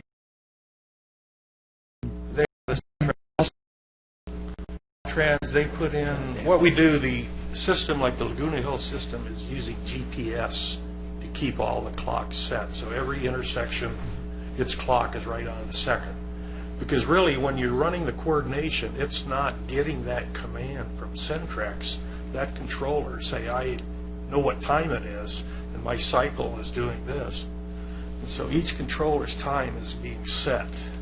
And so each agency, even though you're not physically tied together, their system is using GPS time. So two intersections that are in different agencies will be in sync if you set them up to be.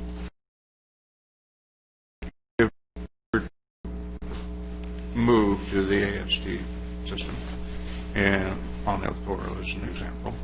In Laguna Hills, it's not. Okay, what kind of problems? Because I know a computer is fabulous, but you can muck something up so quickly with a computer that, you know. It's really, It as Tran pointed out, I think, help correct me if I'm wrong, Tran, but you still run the same background cycle. Right. ASC basically will, at an individual intersection, be able to make minor modifications, redistributions, but still needs to do in the background. Yes. I'm Okay. Robert, did you, or Mark, did you have anything?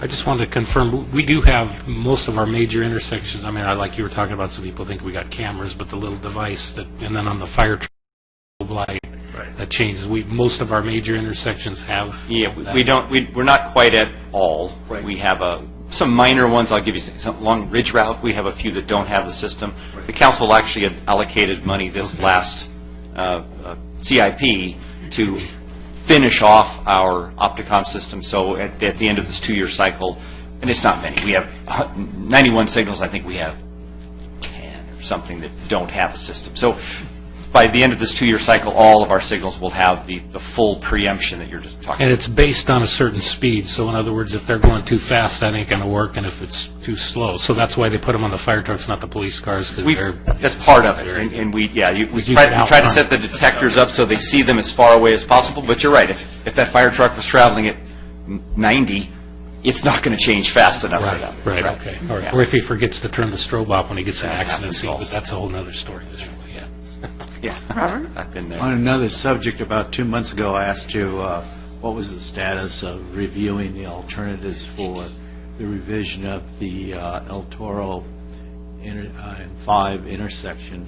Has that been to the council yet, or when could we see it? I'm just curious. Oh, I'm sorry, you're talking about the big project to change that? On-ramps and such. Yes. Doug and I we're knee-deep in it right now with Caltrans in terms of they've got it down to 3 options that they're looking at in terms of redoing El Toro with the 5. What happens is they'll go through a long, lengthy process now and select a final alternative, and that final alternative will be the one that they start to design and ultimately construct.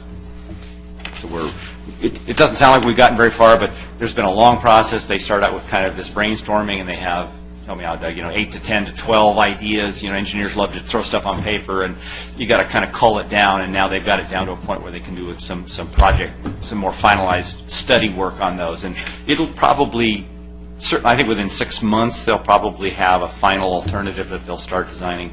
And at some point, we need to give the council and probably the Planning and Traffic Commission a presentation on that as well as an update on the 5 widening project. But it's kind of in Caltrans' hands at this moment, but we definitely owe you some presentation material. Yeah, the city has been meeting with Caltrans and the other cities that are affected by this project since 2012. I've been going to monthly meetings. Dave's been going to monthly meetings. We tag team when we go together. They've had workshops, public workshops. Many of the council people have attended workshops. A lot of the council members that are no longer on the council have attended workshops and provided comments back to them. And they've taken all that, like Dave said, they identified 12 alternatives. They finally, this year, made a concentrated effort. We go to a meeting, Dave and I do, and there's 3 or 4 city representatives there. There's 20 to 30 Caltrans employees there, all the way from Sacramento, and they're sitting there taking input, and they're trying to put all this together to evaluate all of these alternatives to narrow down. Like Dave said, they're down to 3 alternatives now, and within the next 6 months, they should be able to determine the preferred alternative, and that's. Good question. All right. So does anybody else have any more questions?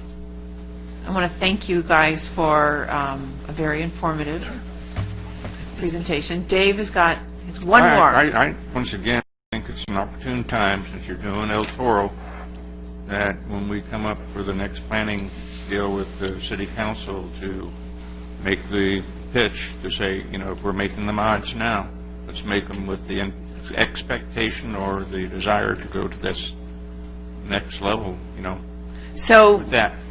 Dave has an idea that, and we had discussed it a few weeks ago about things that we would be wanting to tell the city council.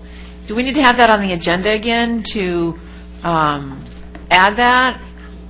Any ideas? Do you know what I'm talking about, Gail? Well, the strategic planning session is more broad-based. I mean, it's not like we're recommending particular functions. So it's setting the directions, what are the major initiatives and major movements that the city wants to. So moving to advanced technology would be something that we could certainly find a way to get that before the council. We know that one of the, you all filled out questionnaires and said, what are the things that we need to look at? So traffic came out, and certainly technology is a focus in all of the preliminary information that we glean from people. So I think it's maybe putting those two together, saying using technology as best we can to enhance flow of traffic. And that's about the level that we're at. But when we get into, we do go to the council in January of each year, and then we have the ability to say, these are specific programs. And that's what I'm saying. That's, I think, when we get into that level of detail, and we say, the Planning Commission wants to recommend that the council include this in the next CIP cycle, or something like that. So I'll work with Dave. Yeah, I understand what you're doing, and we haven't done this big strategic plan workshop kind of issue in a long while. So let me think about how we can. I think that's what you're saying. Use technology I just think with it's time traffic to put, signal. Put the little bug in somebody's ear so they've heard it, but they don't know exactly what it's all about. So next time somebody might say, well, what's this technology stuff? Do we have an opportunity? And the opportunity is presenting itself within the near future. And I think in January it would be an opportune time, if this is something that we're looking to do and we're already in process, you just, sort of get the ball starting to roll, and then let's see if they can pick steam. I just wasn't clear if we need to have that as an agenda item to discuss it and add it to our list, our growing list. No, we're keeping a list of your growing list, list of the lists. Okay. And we will bring the list back in December and ask you to prioritize it and say, these are the kinds of things that we heard over the last 6 months or 1 year. Do we want to add anything else? And what are the ones that you have consensus that you want to bring forward and have the chair take to the city council in January? Okay. Well, while we're saying that, did you push a button again? I did. I have a question, and I just don't know if it's the appropriate time to ask it. Well, we have not said no yet. Well, thank you. We had the conversation with the folks up there on Peachwood, with regard to turning in and out of the residents, is there a particular distance for painting a curb red when you come to an ingress into a residential? Is there a standard length it's supposed to be, or are you guys available, have the opportunity to determine what the length should in fact be? I will take that one. Generally speaking, we have some parameters that we use. Don't get me wrong, sometimes we just default to a specific number, but my philosophy is I try to use our site distance standards, and it's based on a vehicle sitting at what I like to call the appropriate spot in the roadway, and taking into account the approach speed and determining you can make the modifications. Whether we need to make modifications or not. There's sometimes there's constraints and other issues, but that's where I start. Okay. Is with a properly positioned vehicle on the side street, speed limit of the approaching traffic, and do some calculations, and you can start to see where that would create a no parking zone. And if you determine that you could extend that distance, what would be involved with that? Is that something that you could do just through recommendation, or does it have to go through some form of a evaluation process to do study, et cetera, et cetera? The staff is charged with a broad powers, so to speak, when it comes to traffic engineering issues. And so we look at those things internally. We have a review process and a work order process that's ultimately signed off by the director, who's the ultimate authority in those types of situations. So most of those things we handle at what I'll call. All right, you're done, right? I'm done. Okay, thank you very much. Director's comments. I have no comment this evening, except be sure and try the pretzels. They're really good. City Attorney comment. No comment as well. Great. Okay, Planning Commission comments. Robert, why don't you start tonight? Okay. I'll go quick. The staff, again, has done an excellent job. Thank you. Recently, former Secretary, the State District Attorney, Camilla Harris, issued that opinion on restrictions for residential permits, parking permits. If we could have some clarification of that, since we're looking at that somewhere down the line. And the second item, I would think, quite a few meetings ago, Mark came up with a good suggestion, and that was the idea that cities should consider hiring a traffic enforcement officer. And I hope that we can organize a format in which the commission itself can find a subject that it wants to communicate to the city council, and a method that we can make a resolution and say this is something we just forward up to the city council. We do that in January. Is that what you're referring to? No. I'd like a specific item. The example was the code enforcement recommendation that hopefully this commission as a body can find something that's important enough and agree that maybe we should have a resolution and pass it up to the city council. In the January, yeah. No, well, it's not formalized or anything of that nature, but if I were to, in public comments, ask consensus of the commission that we had an issue that was before us, or we saw something that we determined needed to be looked at, we could ask for consensus to ask Gail to take that to council, to ask them to bring it back to us. I think that's how that would work. Yeah, the process that was put in place last year was to kind of so that we had a regular way to make that communication, and it had to come from all the council, so that we weren't back and forth and back and forth and back and forth. I mean, you as individuals and members of, citizens of Lake Forest can talk to council or speak to council, but I don't think the intention was to allow this commission or the Park and Rec Commission on their own to just create resolutions and say, we hereby decree that this should be looked at or that. Because once a year, when the council does their budgeting, that's when they need to look at these things. So, they've budgeted for the year. We've budgeted for the Traffic Planning and Traffic Commission. We have a budget for the studies that we can do. So just, knocking on the door and asking, now we want you to do this or we want to look at this, we need to do it under the process that they set up. What I was thinking was about when we did the Permit parking threshold, is that? No, No? it wasn't that, no. Previously, we had the design guidelines for citywide design guidelines. Those went from us to council requesting that they consider possibly assigning us to do that project. We weren't making a resolution. We were requesting them to consider giving us that task. And the way it's set up now is that we do that in January. So you've got to think of everything that you could possibly think of or want in the next 12 months and present it in January. And that's what they've directed us to do. That's what we did the last couple of years. And that's what we'll do again in January. So, yeah, it would be nice. And, we could say in January, hey, we want the ability to do a resolution every other week. They'll probably say no, because they can't budget for that. So, but as it stands now.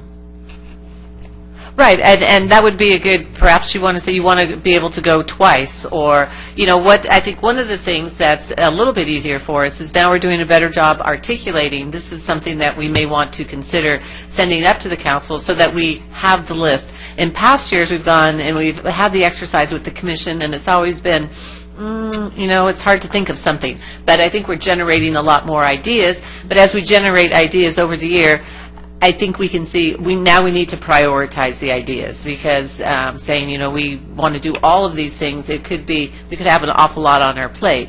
So we look at them over the course of the year, and at once a year say, these are the things we accomplished, and here are some special things we think we're ready to take on next year that most likely would need some sort of funding from the council. Mark? No comment. Okay. I would like to say that, add to the list. My concern is the formation of the Traffic Commission has given the residents a false hope that they can come to this meeting and get their problems resolved. And because of the way we're set up and because of the Brown Act, we can't even talk to them really. And so they come up here and the gentleman wanted permit parking, and we can't do anything for him. And so I'd like to kind of throw it back to the city council and say, hey, you gave us the charge, but you didn't give us any teeth. And, yeah. I'm sorry, I don't mean to interject here, but just... Well, we're going to let you, because your name's Amy right there. Yeah, right there. The staff level, we talked about what staff can do at our own level. An example, the gentleman was here the other day. Many times it's a multifaceted issue. You have, in this case, the primary concern in their desire is permit parking. And while we continue to look at that as part of what the commission is going to ask the council to give you an opportunity to look at it, there are other things we look to try and implement. And after Mr. Mueller was here, we realized we had not been doing one of the things that we typically do in those situations, and that is to go out and have our street sweeping or street crew go out and do a hand cleanup every week. Because one of the concerns is always about the sweeper can't get against the curb or people are throwing trash, and it just degrades the neighborhood. And so we've added his neighborhood to that list, so they are now getting that weekly cleanup along with some other neighborhoods. So we always try to, as we're working our way through this, to pick off some of the low-hanging fruit, implement some things that we think will make some visible difference out there. So after that meeting and after we looked at my notes as to what we were and weren't doing, I realized he wasn't on that list, so we added him to that. So we don't expect to hear from him, but we know now that we at least have that implemented while we're still working on the. Tom? It's getting late. No comment. No comment. Are you allowed comment now? Well, I hope so. Jennifer, welcome. Okay. I do have two things at Pittsford Park I'd like somebody to take a look at. The lights were off in the park the other night. I don't know whether they're back on or not. I didn't have the opportunity to go through the park last night, but they were definitely off the night before. I went through the park at 8:30 plus, and everything was dark with the exception of the restrooms.